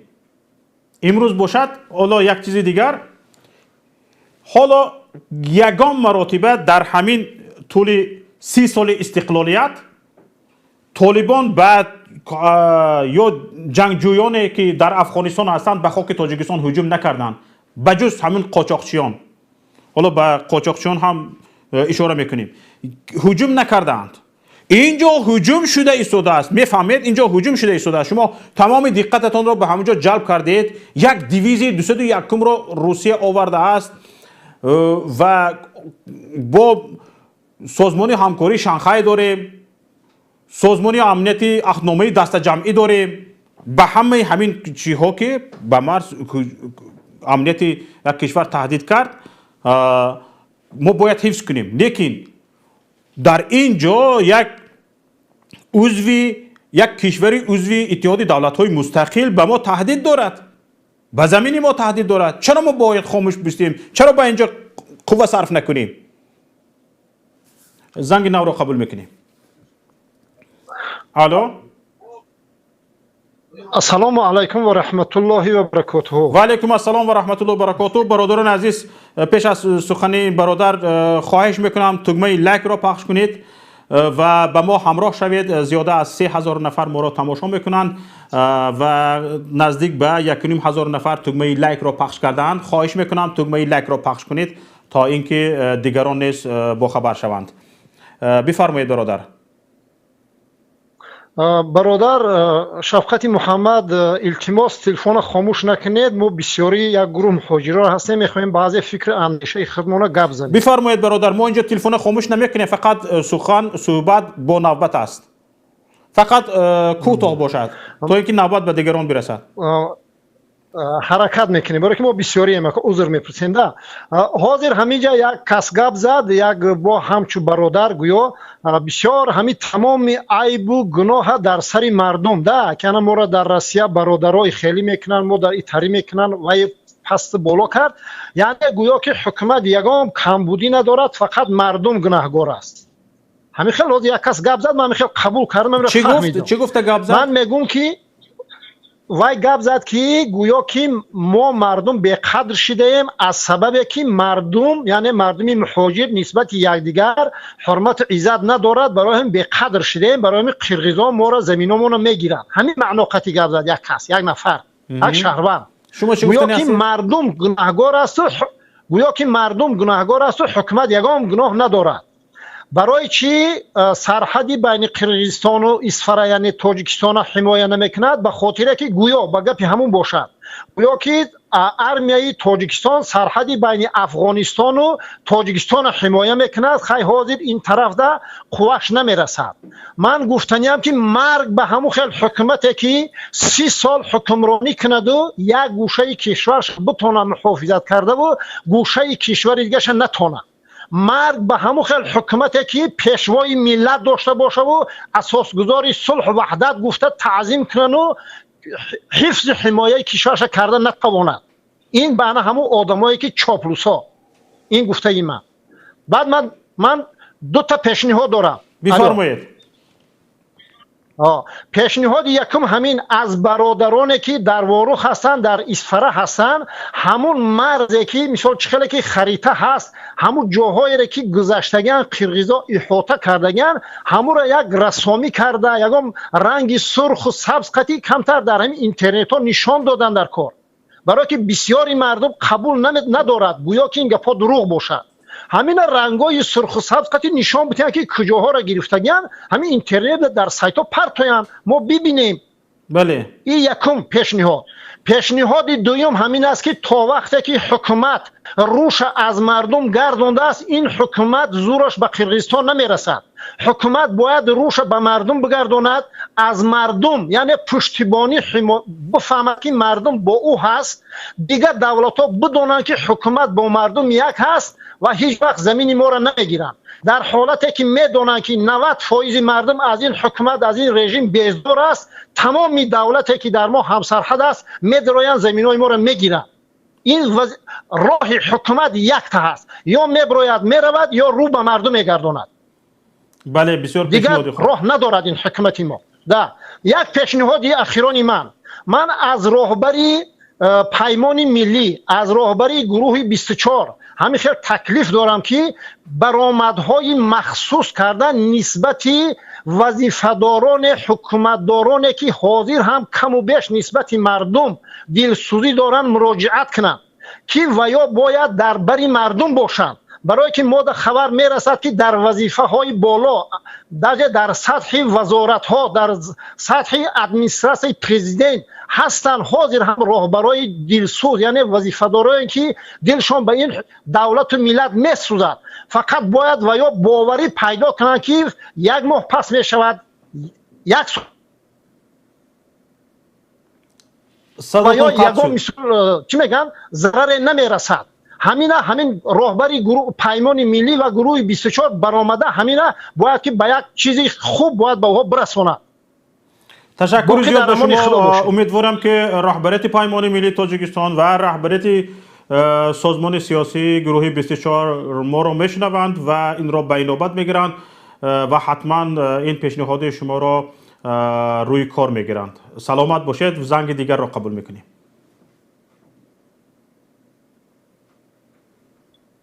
الو. سلام علیکم. و علیکم السلام و رحمت الله و برکاته. برادر عزیز بفرمایید. برادر در این موضوع وروخ یک دو سخن گفتنی بدم. بفرمایید، منبر از شماست. همین برادر من در همین وروخ در همون جایی که همین گپ کارو هست خدمت کرده که خدمت وطن 4 ماه پیش برآمد. همین جنگایی که مثال گفتن درباره مکتب قرقیزا را زده بودن، مثال زده باشن، این گپ هم راسته. برای که نقلایی که هم مثال برادرم کردگه همه وقت قرقیزا مثال شبانه چی میکردن؟ گفتی روسا که نپاده نمیکردن، شبانه فقط شبا خوب میزده هم. شبانه طرفی مثال همه بلاک پاستای تاجیکو حمله میکردن. فقط میگه که میگفت که فقط زمستون کم ترک آرام بود. برادر من خودش چند بار در همون جنگ زخمی شدگیه، خود جوابش دادگیم، ما با پل خودمون چیزش کردگیم، توابتش کردگیم. توابت مثال در همون جنگ дар ҳамун ҷангҳо иштирок кардагӣ аз тарафи давлат ягон ёрдам, мисол ягон ифтихорнома, чӣ мегам, медал метавон, ягон қаҳрамонӣ, ягон чиз аз тарафи давлат гирифтагӣ неста. یک قدردانی هم نشده است. дасту ягон чиз ки дасту шикастагӣ буд, аблава кардагӣ бурдагӣ буданаш. بشورت. дар ҳамун ҷангҳо мисол иштирок кардагӣ, инами кору ҳамаша дидагӣ, инами 4 моҳ пеш бурмад, инами ҷангҳое ки дар ҳамун تشکر به شما برادر عزیز. شما اشتراک تماشابینان عزیز خودتان از زبان یک تماشابین ما شنیدید که احوال نفری که از مرز کشور محافظت میکند چی میشود. قرغیز ها حتی در پارلمان خود بحث کردند که نفرانی که در مرز قرغیزستان با تاجیکستان با تاجیک ها تلاش کردند، برای چند نفر فعالانشان ما باید عنوان قهرمان ملی قرغیزستان باید بدهیم. ببینید در پارلمان قرغیزستان این گپ رفت. در تاجیکستان باشد یک نفر به خاطر محافظت مرز کشور زخمی می شود، وای حتی از حساب پدر و مادرش، از حساب پیوندانش تبابت می شود. حتی تبابتش را حکومت به اینابت به گردن نمی گیرد. این چگونه حکومت داری است؟ وقتی که یک سرباز را تو تبابت کردن نتونی، چگونه حکومت داری میکنی؟ آیا حکومت داری هست یا نیست، یا تاجیکستان پاده بیسر است؟ باید حکومتداران عزیز به این سوال ها باید جواب داشته باشید. اگر جوابتون نیست شما چیکار کرده ایستادید؟ حاضر درباره کنترابند گپ رفت، گفته ایستادند که مردم شاهد گفته ایستاده است که در مرز قرغیزستان با تاجیکستان عملیات های کنترابندisتی رفته ایستاده است که در رأس این عملیات ها داماد رئیس جمهور شمسالله صاحبوف می ایستد. تنها همین چیز برای رهبریت کشور بس است که دو دست بالا استعفا بدهد و از شرم سرش را تا به مردن نبردارد. تنها همین ننگ بس است که به خاطر بندیتی یک دامادش مرز کشور، حفظ مرز کشور زیر سوال برود. ای برادران، ای دوستان، ای هم ملتان، این آنهایی که مسئولیت در گردنتون است، مگر نمی اندیشید این چه شرمندگی است؟ هستی این ملت را به شما باور کرده اند. شما تاجیکستان را به بازار تبدیل داده اید. ببینید چه خیلی ننگاور است.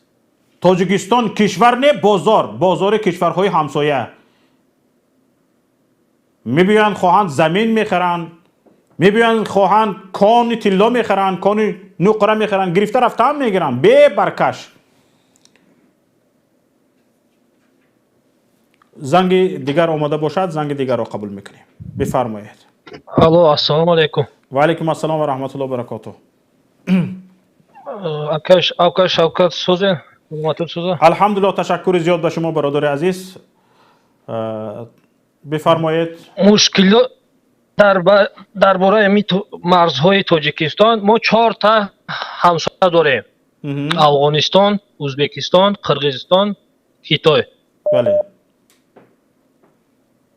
حاضر مشکلی که مردم تاجیکستان دارد، مردم خیتای گناهکاره یا که مردم ازبکستان، مردم قرغیزستان یا که مردم افغانستان. مردم ما که ترس ای قلبشان نمیگیرد، نمیبرد، امامعلی را ای قدرت نمیگیرد، یگان مردم یگان کشور با ما یاردم هم نمیکند، با ما یگان چی نمیکند. برای همین ما قرغیزا را، خیتاییسا را، افغانا را، ازبکا را گناهکار نکنیم، یکم ای خودمان سر کنیم. مشکلی، سرچشمه مشکلی مردم خودمان، مردم تاجیکستان باید ناترس شود. برای این حکومت حاضره فرق ندارد.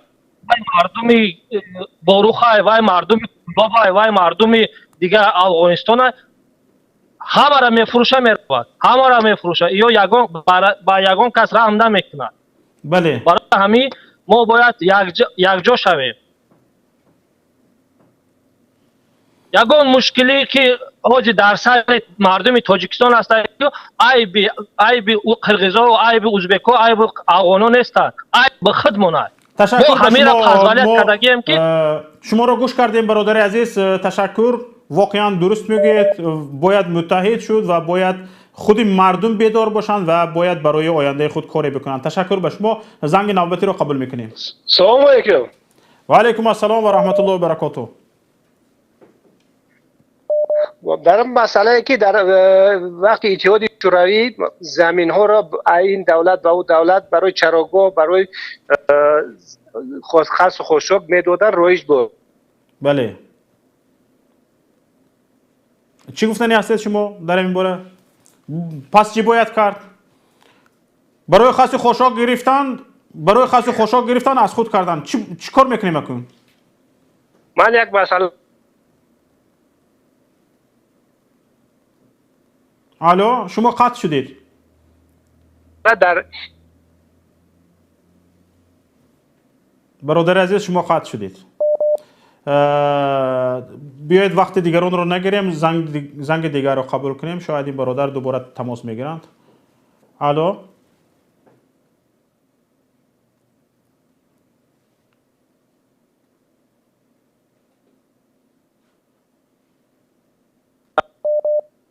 الو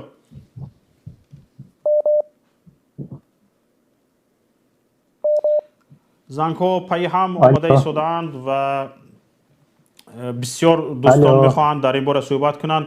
دانسته می شود که واقعا مردم در این باره بسیار چیزها را دانسته میخواهد و بسیار فکرهای خود را دارد. بفرمایید. الو السلام علیکم آقا شوکت. و علیکم السلام و رحمت الله و برکاته برادر. بفرمایید. شما در برنامه فردای تاجیکستان در پخش مستقیم هستید. آقا شوکت ما چی گفتنیم؟ امروز ما هم خیلی بی‌طرفی کردگیم که تاجیکستان هم مثل بازار کردگیم. بله. پس چی باید کرد؟ فکر شما چی است برادر عزیز؟ و ما جوانان چی گفتنیم؟ بیایید همه سرجم شویم هم تاجیکستان از نو کنیم. بله. تشکر به شما برادر عزیز. تشکر به زنگتون. برادران عزیز ببینید چندین نفر برآمد کرده گفته ایستادند که تاجیکستان را دیگرگونه دیدن میخواهند. در جای رهبریت امروزه کشور کسی دیگر را دیدن میخواهند. برادران عزیز عسل شیرین است به دل میزند. پیشوای ملت، اساسگزار صلح و وحدت، کماندری کلام، جناب عالی، هر چیزی گفتید نگفتید، دستارخوان چاپلوسی را پر کردید، اما اصلا کمش خوب است، بسیارش به دل میزند. هرچند چیزی بامزه باشد هم همین خوردن گرفته یک روز نه یک روز به دلت میزند. برای همین برادران عزیز تماشابینان گرامی وقتی آن رسیده است که ما به اصلاح شوی باید رو بیاریم. حالا زنگ نو را قبول میکنیم. الو سلام علیکم و رحمت الله. و علیکم السلام و رحمت الله و برکاته. برادر عزیز گرامی بفرمایید. ممنونم شوکت جان. محمد اقبال صدرالدین بفرمایید برادر عزیز. سلامت باشید برادر شوکت جان.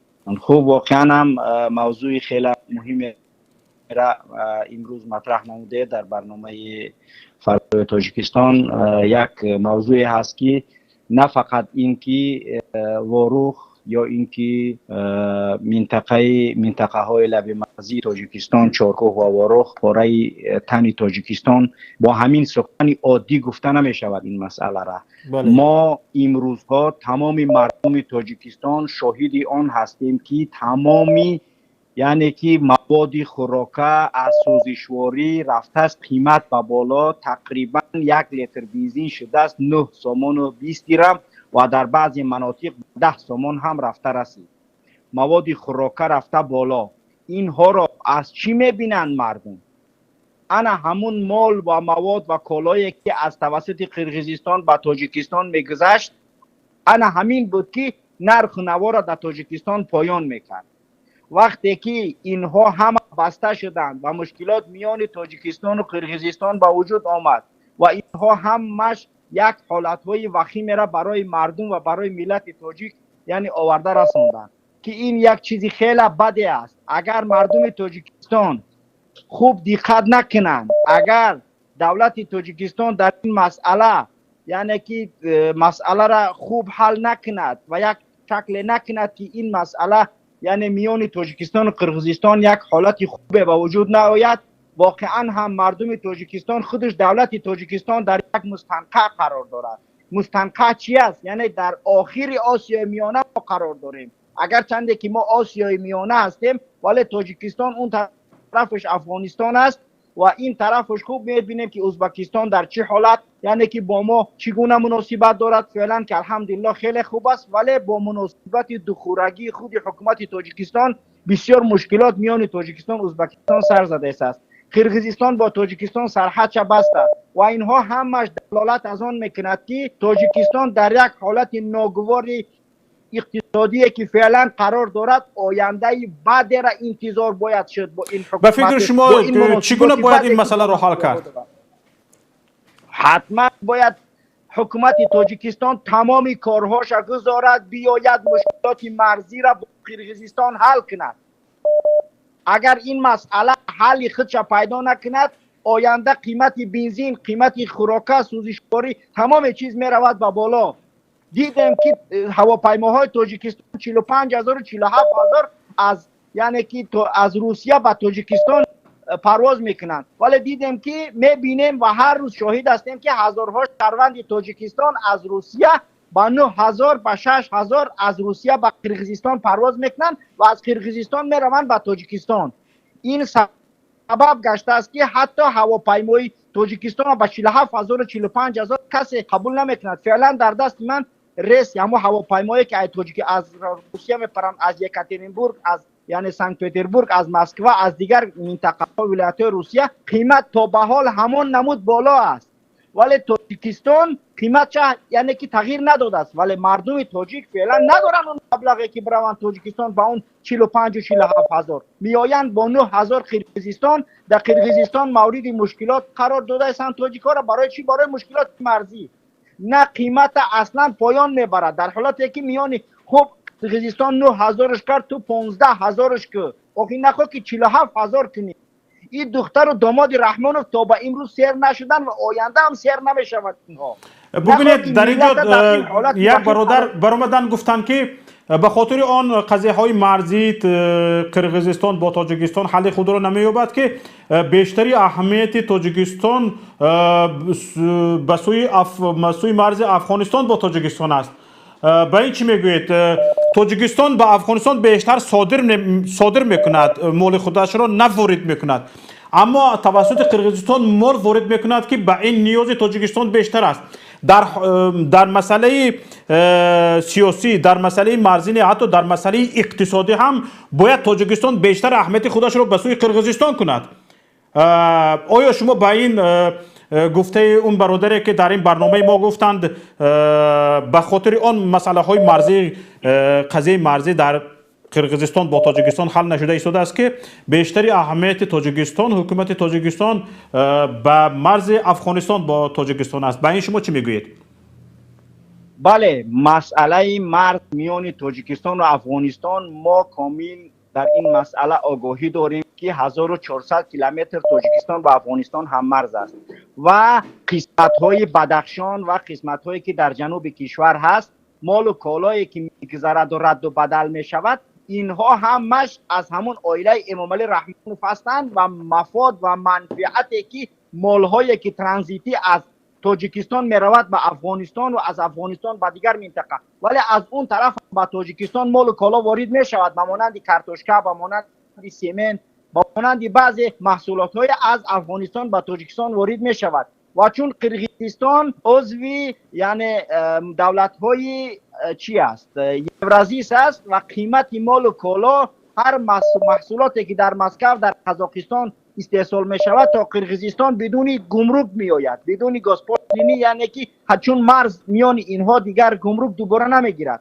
ولی تاجیکستان تا با امروز توسط قاچاق همون مالا وارد تاجیکستان میکرد لااقل مناطق شمال تاجیکستان یعنی در این قیمتی زیاد مشکلات نمیکشید ولی فعلا که مرز تاجیکستان و قرقیزستان بسته شده است این مشکلات بالای مردم سمت شمال کشور بیشتر شده است بالای سمت شمال کشور چی از سوزشواری که از یعنی قرابالتا چی از بیشکک چی از منطقه‌ای که سوزشواری استحصال قرقیزستان می‌گرفتن سوزشواری بود قیمت پایان و شرکت‌های فراز که از قرقیزستان به تاجیکستان مواد سوخت وارد می‌کرد فعلا اونها هم شدن مسدود پس این که نه از من نه از ملت است حاضر میفهمید شما یعنی وقتی من مفاد یا فایده نمیکنم باید که مردم هم فایده نکنند یعنی این مسئله خیلی مهم است که شمس‌الله صاحب فعلا مشکلات دارد در گذراندن مواد سوخت به سمت شمال و این دلالت از آن میکند که باید که من فایده کنم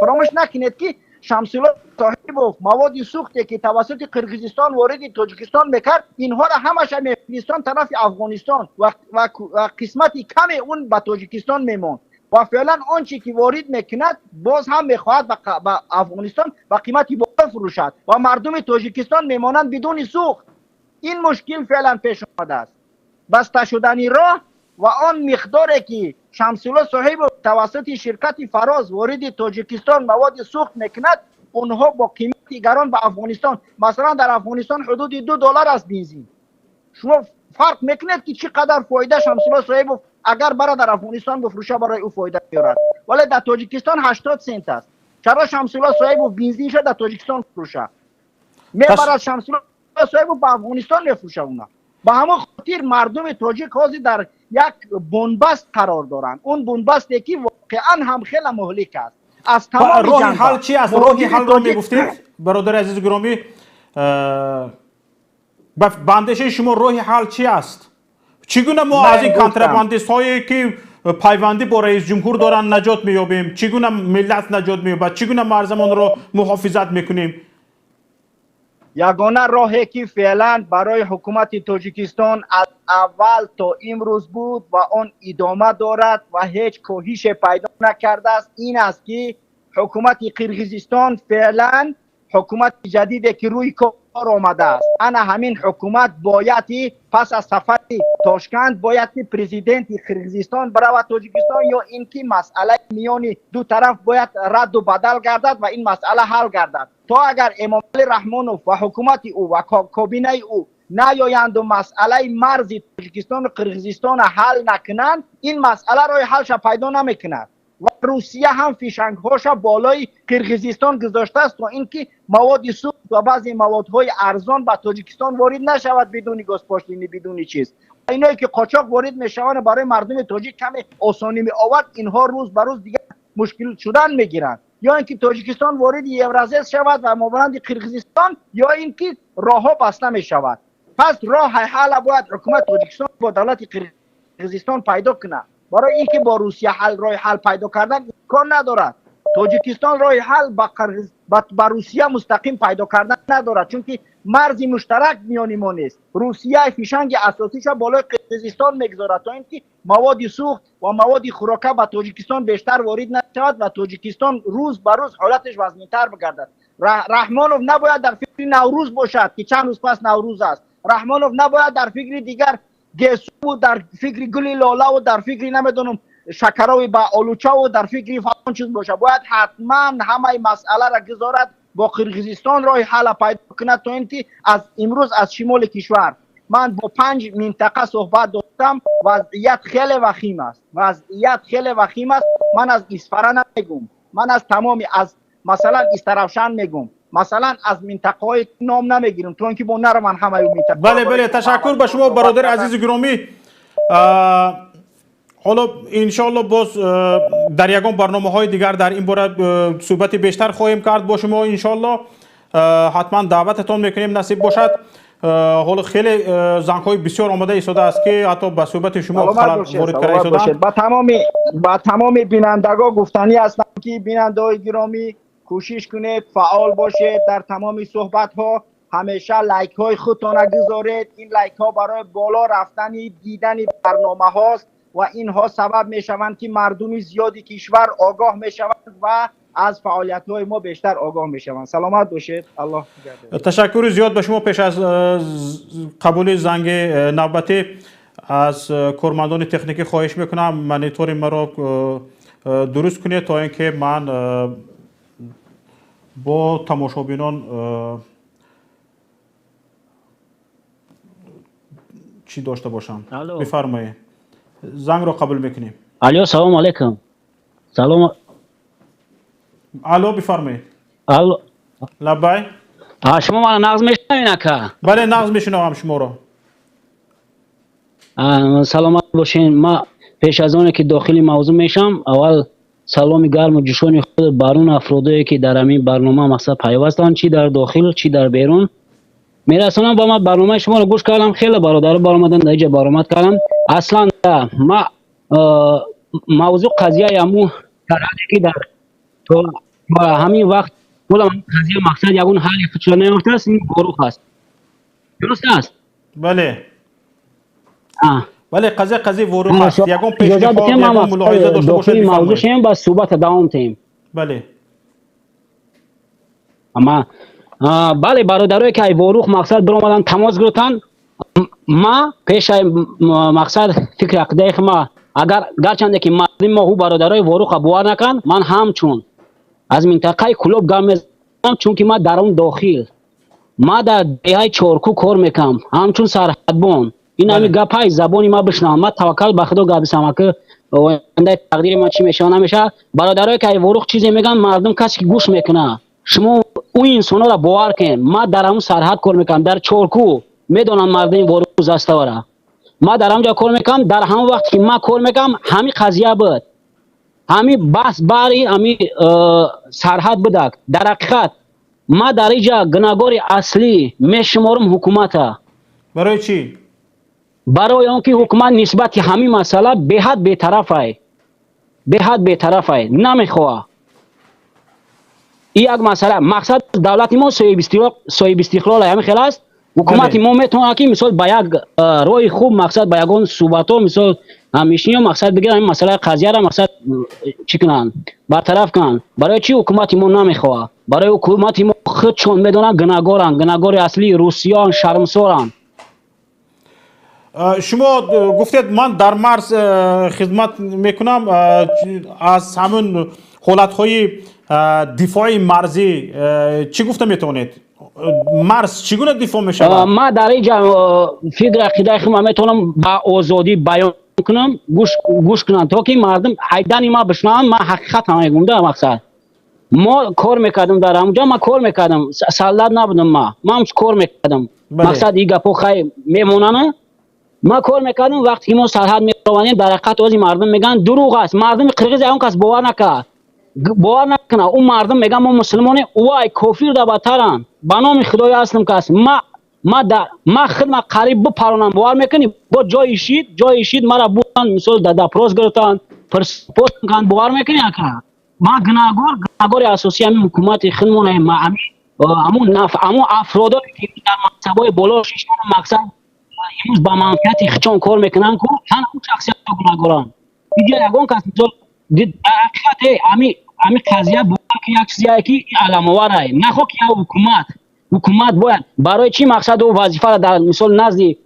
حکومت یک خیلش میمونن مثال حساب میخرن سوگندیان میکنن آخی برای اون نیست باید هر یک منصبدار وقتی که منصب به عهده میگیره باید برای خلق کار کنه نه اینکه برای مثال برای یک اویله یا که برای مقصد منفعت یک اویله خودش مقصد پس که یا برای چون کنن چی در کار مورا حکومت آن همیو با همین طرف آوردن مردم که مردم گفتی گپا بیرون خارج شدن بیرون حدود تاجیکستان شدن دیگر مقصد دیگر دولت ها رفتن کنش نه ما فکر که این فکر مثال خود یک انسانی هستی که ما فکر میکنم او فکر عقیده خود با جامعه خیلی وسیع‌تر است بعد خیلی دیگر چیزاش مقصد این قیمتی گرانی نگاه که مردم خود قضاوت کنن بفهمن که چی گپ رفته سعی. بله برادر عزیز گرامی تشکر به صحبت شما. ما شما را گوش کردیم، به نهایت حرفای پرمحتوا گفتید و یک پیشنهاد دارم اگر امکانیت باشه من میخوام که بسیار آدم نه اینکه من نمیخوام وقت شما را با پولاکی بگیرم، من میخوام که دیگران برادران برام فکرشون ابراز کنن. هم خلاصه اکا بله پیشنهاد اول یک چی خواهش میکنم من بسیار کامنتاری را میخوام این برادران مقصد در حق یک دیگری تحقیر نکنیم، تحقیر نکنیم از برادران. بله بدون تحقیر درست. اگر ما حرمت احترام بجا آوردن نتونیم ما متحد شده نمیتونیم. انا ما از همین سبب است که مقصد ما گفتی گپا حقوق خودمون دفاع کردن نتونستیم حساب کی برای که ما باید دیگر ما متحد نیستیم و اگر همین متحدی را ما مقصد به دست خود نیاریم حرمت احتمال یک جا بیاریم نتونیم آورده. پس فکر کنیم که ما یک مشکلی را حل شاید نمی‌یابیم. بله احترام کنین یک دیگر فهمی مقصد یک دیگر قدر کنین از خانای بعد مقصد دوری کنار بجویان.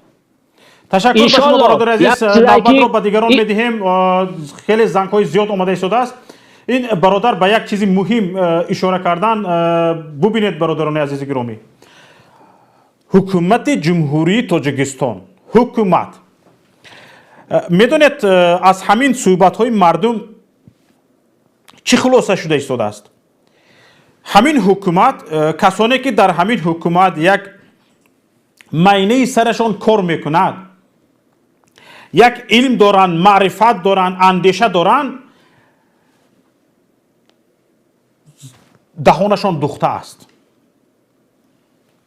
و با فکری کسانی با اندیشه کسانی حکومت داری کرده می شود که فهمششان اندیشه اشان کودکانه است. حتی کودک از اینها بالاتر فکر میکند. تمام هوش یادشان در همین دزدی است، غارت است، جمع کردن مال ملت است، غارت مال ملت است. دیگه عقلشان به هیچ چیز نمی رود، فقط دزدی، غارت، به هیچ چیز نمی رود. اگر از این بالاتر به چیزی می رفت حتما یک قدم پیش تاجیکستان ما میماند، حتما کمتر پیش می رفتیم، حتما اقلا می توانستیم همین مسئله های عادی ترینه که مردم مهاجر پیشنهاد کرده ایستاده است اقلا در حکومت ایستاده صرفا می رفتن. من به این باورم که کسانی که در حکومت هستند و در حکومت کار میکنند و کمتر عقلشان کار میکند، اندیشه دارن، علم دارن، فهمش دارن، زبانشان دوخته است. کار با دست کسانی اداره می شود که حکومت با دست کسانی اداره می شود که نه عقل دارن، نه هوش دارن، نه تمیز دارن، دزدن، قلابن، غارتگر. همین قدر غارت ملت را می دانند، فروختن زمین کشور را می دانند، تمام همین قدر. زنگ نوبتی را قبول میکنیم برادران عزیز. لطفا فعال باشید برادران عزیز، تگمه لایک رو پخش کنید، با ما باشید. اینجا دیده ایستادید از مشکلات کشور گفته شده ایستاده است و به هر یکی که شما نوبت داده شده ایستاده است تا پیشنهاد خودتان را بگویید و این یک حتی می شود یک دستورالعملی کاری حکومتداران ما باشد این گونه برنامه ها. لیکن حیحات که حتی به همین گونه صحبت های عادی مردم این حکومتداران ما صرفم نمی روند. امید میبریم که صرفم روند و اصلاح شوند و اگر که اصلاح نشدند راه دیگر است. بفرمایید. الو. الو. سلام علیکم. گوش میکنیم. من یک ساکن وروخ، من از نظر سیاسی صحبت نمی کنم. من خطاب به تمام تاجیک دارم. بله. بیاید یک جای متحد شویم در اطراف وروخ. بفرمایید. چگونه؟ وروخ امروز داغ ملت است. ворух бояд тамоми тоҷикро муттаҳид кунад, тамоми мардуми тоҷикро бояд сарҷам шавем, имрӯз маҳалчигир баҳс кунем, тамоми тоҷик аз як гирифон даст барорем, бояд мушт шавем. бадахшонӣ, кулубӣ, қурғанӣ ҳама бояд якҷоя шавем. қирғизо аз ҳамин чиз бисёр истифода мебаранд, медонанд ки мо миллати мо маҳалчием, мо миллатчӣ не, мо маҳалчӣ. аз ҳамин чиз бисёр истифода мебаранд. ин як чизи дигар ҳамин ки қирғизо медонанд ки ҳукумат аз мардум ҷудо, мардум аз ҳукумат ҷудо.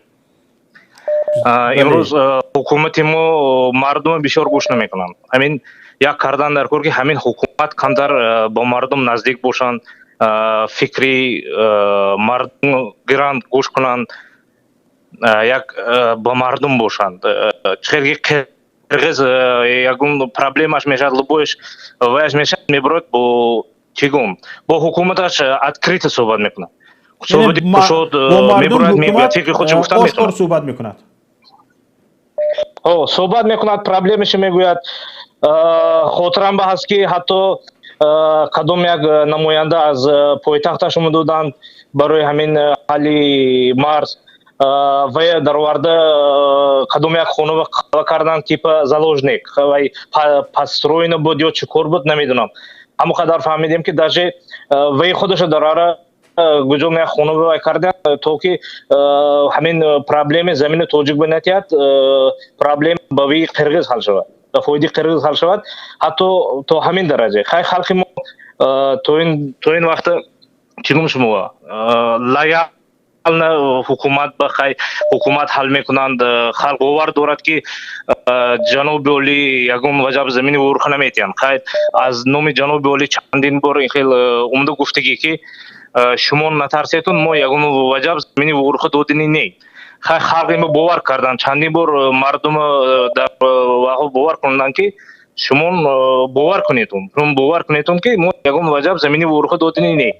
лекин дар асл мебинем ки ин хел нашудааст. мо бовар кардем, хайр ждат кардем то ҳамин чоқа ки бояд гуфтушунӣ дипломатӣ шавад, борои дипломатӣ. хайр вай чандин нафар сокинон мурданд, аз ҳоҷи аъло мурданд, аз ворух мурданд, чанд кас тир хӯрд,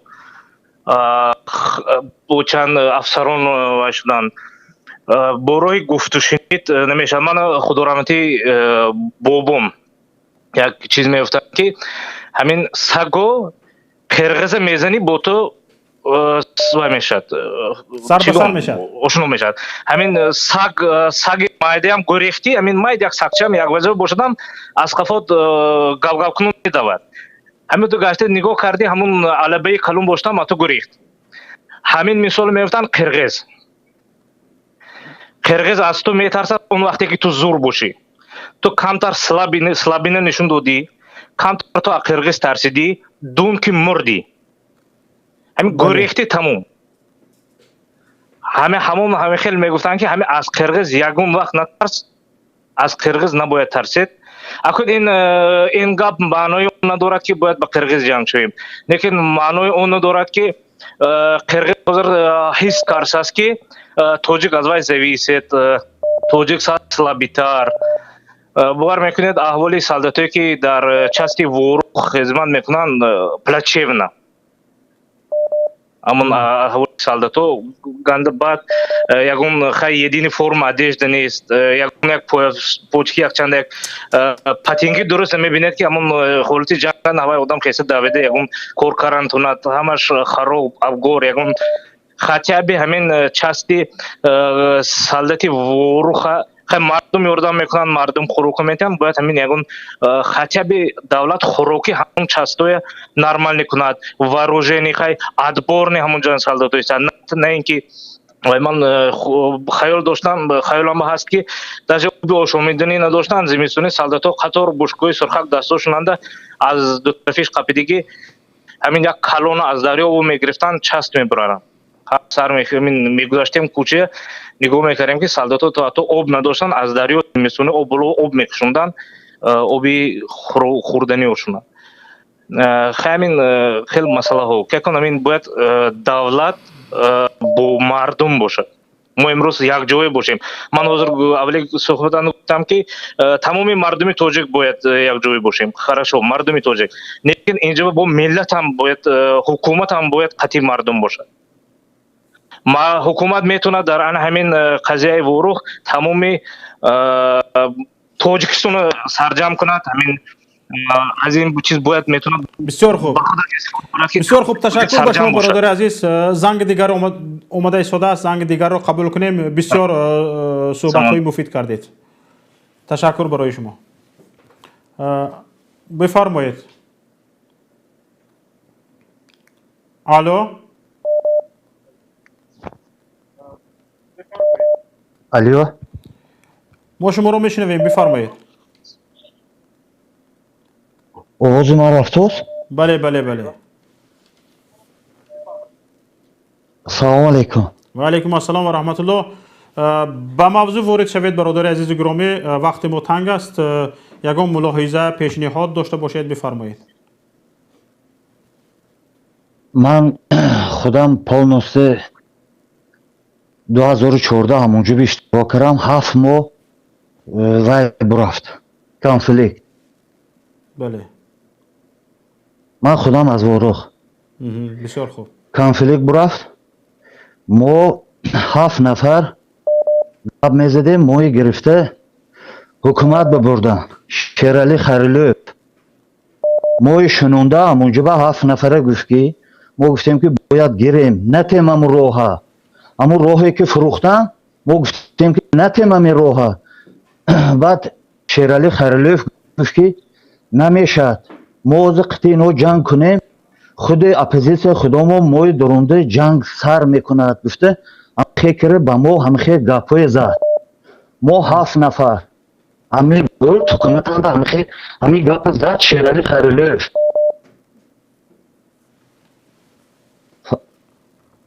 گپ ما رفت است؟ بله بله اومده شده صداتون. شیرالی خریلوف همین گپ با ما زد. ما اگر قطعی نو جنگ کنیم اپوزیسیا مابین خودمون موی غم میتیه، جنگ سر میشد. برای همین ما قرقی جنگ کردن. گفته ما به همه خیلی گفت. تشکر برادر عزیز. ببینید حملتون عزیز. برای همین نه باز رزاق جنش رزاقف ما تنگ کریم، ما وی مجبور کریم. اگر باوری نداشت باشید یوتیوب دروید خودش با زبان خودش میگود در یوتیوب هسته. ما تنگ کنیم گفت که ما یگان خیلی خلق ویوی شما ما وعده نکریم راه وروخ گفت. ما یگان خیلی ویها اومده خلق وروخ جمع کرد گفت که ما وای راه دادیم گفت شما به این راه وروخ میتین گفت. ما خود علی مردان شیرالی خریلوف خلق فریب کرد. برای خلق فریب کردگی هستن که اونجا کانتراباندیست ها گفتگی هستن که تو رفته خلق همیشه فریب بکنین که بیزنسی ما میمورد، تجارت های قاچاقی ما از بین میرود. اونجا بیزنس دنبوده وای میرد، اماملی میرد. برای همون رای خلق برووره روی راست فریب کردن که ما این راه دادیم اکو راه وروخ میتین گفته فریب کردن. دادن راه وروخ را. این سال 2014 بود، 7 سال پیش بود. تا به حال دادن راه وروخ را. ندادن. خود امو علی مردان خلویف سنگینوف همین 3 نفر خلق توب کرده گفتن که سنگینوف این پرکرور نوحیه ها برای هوا خلق فریب کردن. ما با قرغیزا که با کشوکش کردیم اما بعد قرغیزا با ما گفتن که ما یگان خیلی وعده نکردیم رای وروخ گفتن. شما خودی طلب کنید با ما انمیتن. ببینید خودی حکومت داره خدا ما فریب کرده. ملت باید شور شود، بیدار شود. بسیار تاسف آور است. تشکر به شما برادر عزیز. زنگ دیگر رو قبول میکنیم. الو.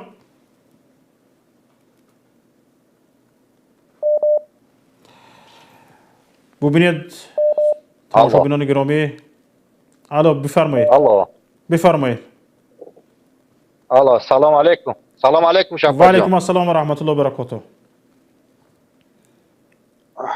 من میخواستم ما همچون فرزندی کوچک همین ملت دولت فکر خود را بیان کنم باید همین مسئله وروخ. بسیار خوب.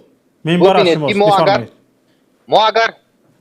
ما اگر تاریخ رو ندونیم یعنی تاریخ رو نآموزیم آینده رو پیش برده نمیتوانیم. بین که در تاریخ از دولت سامانیان گیریم اگر چخیل دولت سامانیان پشت خورد. همون سلطان محمود غزنوی سپهسالار بود.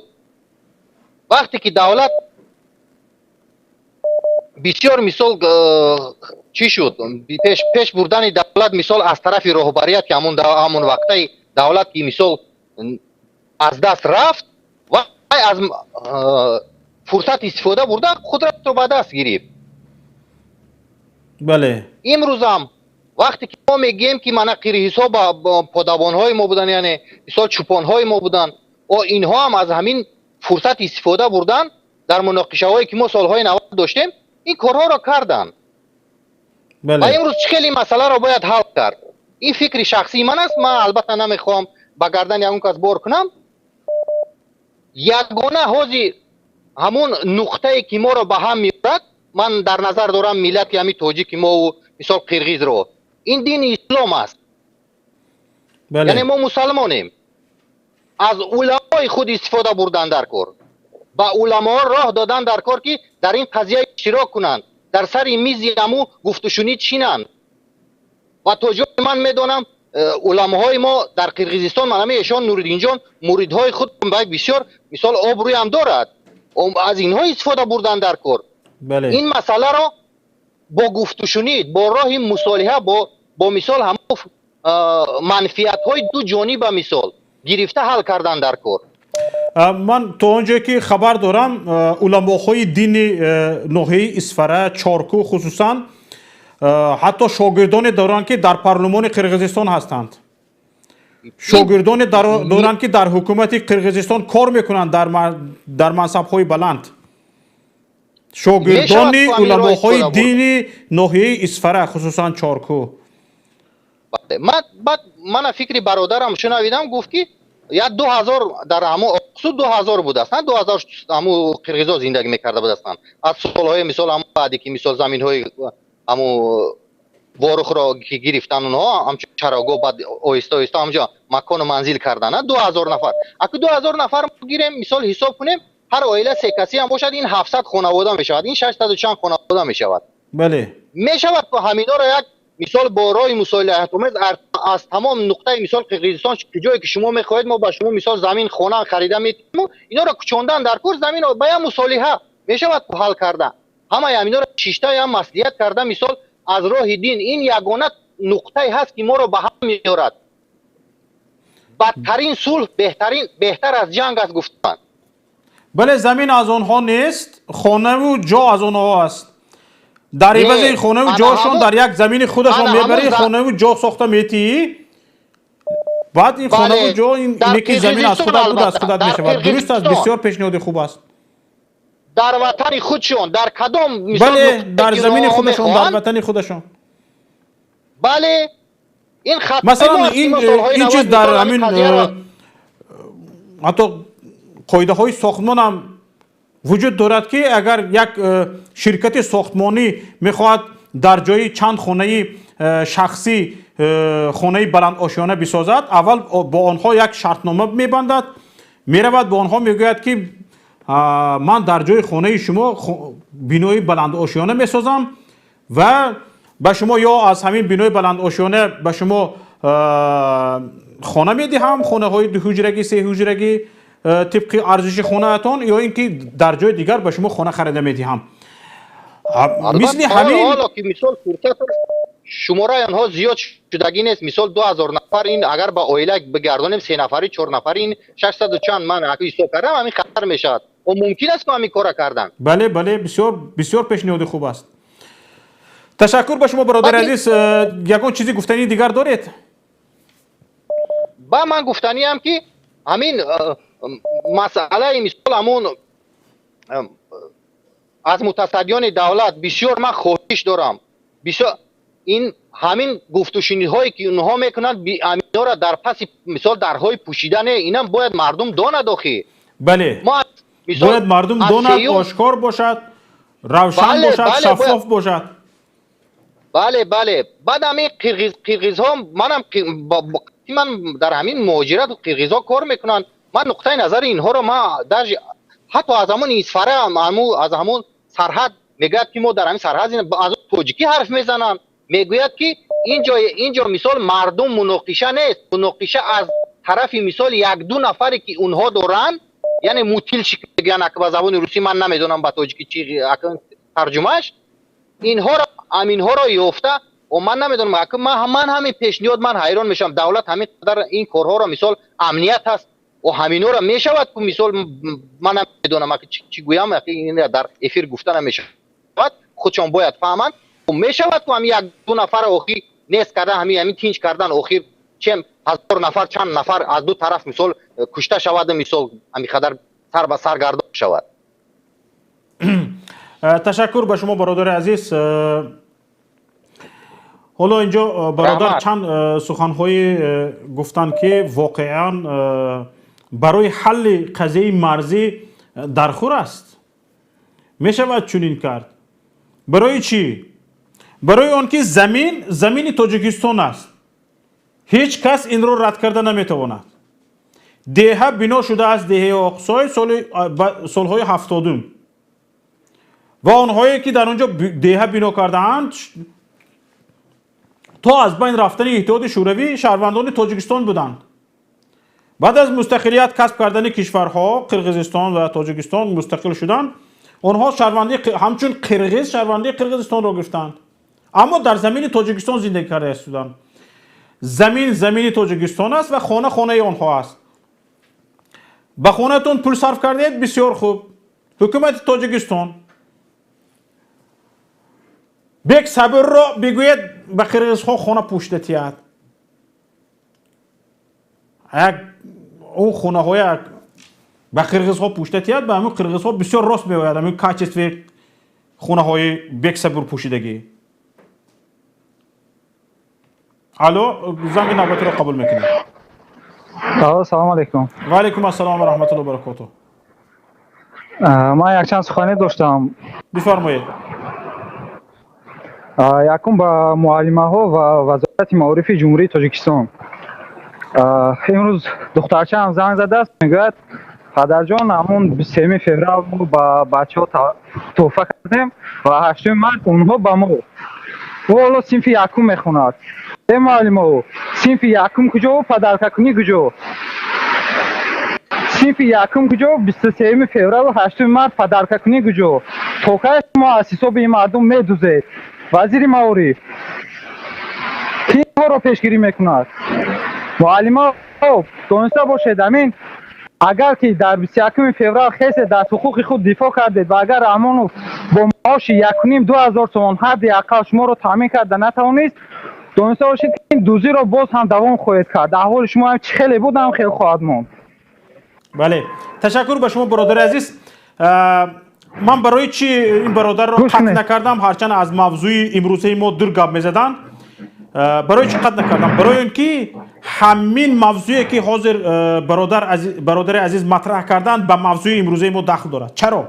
چگونه؟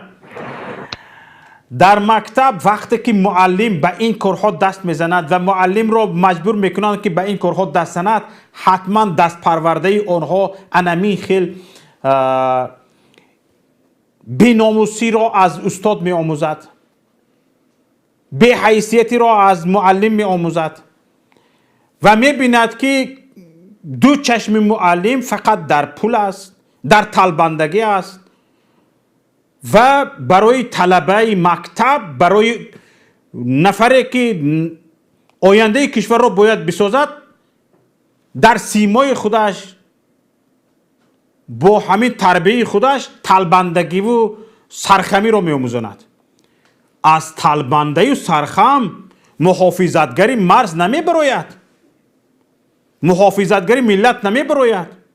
وقتی که شما طول 30 سال ملت رو انا همین گونه تربیه کردید، عاقبت کار همین خیلی شده است. برای همین تماشابینان گرامی، امروز صحبت ها خیلی جالب بودند و یکی آن نفرانی که در برنامه امروزه ما شرکت کردند و فکر و اندیشه خود را مطرح کردند، فکر و اندیشه خود را گفتند، تشکر میکنم. وقتی ما هم به پایان رسیده ایستاده است، به یکی آنهایی که امروز وقت قیمت خود را دریغ نداشته با ما بودید، به یکی شما نیز تشکر میکنم. ملت عزیز، این صحبت امروزه من و شما شهادت از آن میدهد که از ناامیدی ها بسا امید است، پایان شب سیاه سفید است. این نشانگری آن است که وقتی که شما از دل جان صحبت میکنید، با سوزش صحبت میکنید، نشانگری آن است که دلتان به خاک و زمین کشور میسوزد و دلالت به بیداری شما میکند و این بیداری شما امیدوار کننده است، امیدوار کننده به آن که ما هیچگاه یک وجب خاک کشور را دیگر به هیچ کس نخواهیم داد. وقتی که به خطای یک قسم زمین تاجیکستان داده شد، مردم در خواب غفلت بود. دیگر مردم به آن خواب غفلت نخواهد رفت. این همه صحبت ها، این همه بحث و مناظره ها نشانگری آن است که ملت بیدار شده است و دیگر حکومت تاجیکستان با راه بندیتیزم حکومت داری کرده نمیتواند. اگر هوشتان این است، عقل فراستتان این است که همین قدر را میدانید و خلاص، همین قدر را میتونید و خلاص، از همین بندیتیزم، از همین دزدی، غارتگری، قاچاقچیگی دیگر کار را نمیتوانید، به خدایت چشمتان را کشوید. وقتی این کارها گذشت، وقتی این کارها گذشت رفت، اگر شما خودتان را دیگرگون کرده میتوانید، حالا هم مهلت دارید دیگرگون شوید، با مردم باشید، به مردم رو بیارید، به اندیشه های غیر گوش دهید، به اندیشه مردم، به فکر مردم، به پیشنهاد مردم گوش دهید. جامعه به مصلحت کوتاه نمی بیاید. از چند فکر می شود 2-3 فکر موافق، 2-3 فکر درست، 2-3 فکر سازنده گرفت و طبق این فکرهای سازنده می شود که چند کارها را درست کرد، چند کمبودی ها را اصلاح کرد. اما تا رفت مناسبت شما با مردم همه را به این خلاصه آورده ایستاده است که دیگر نه شما فهم فراست این پیشنهادها را دارید، نه درک این ملاحظه ها را دارید.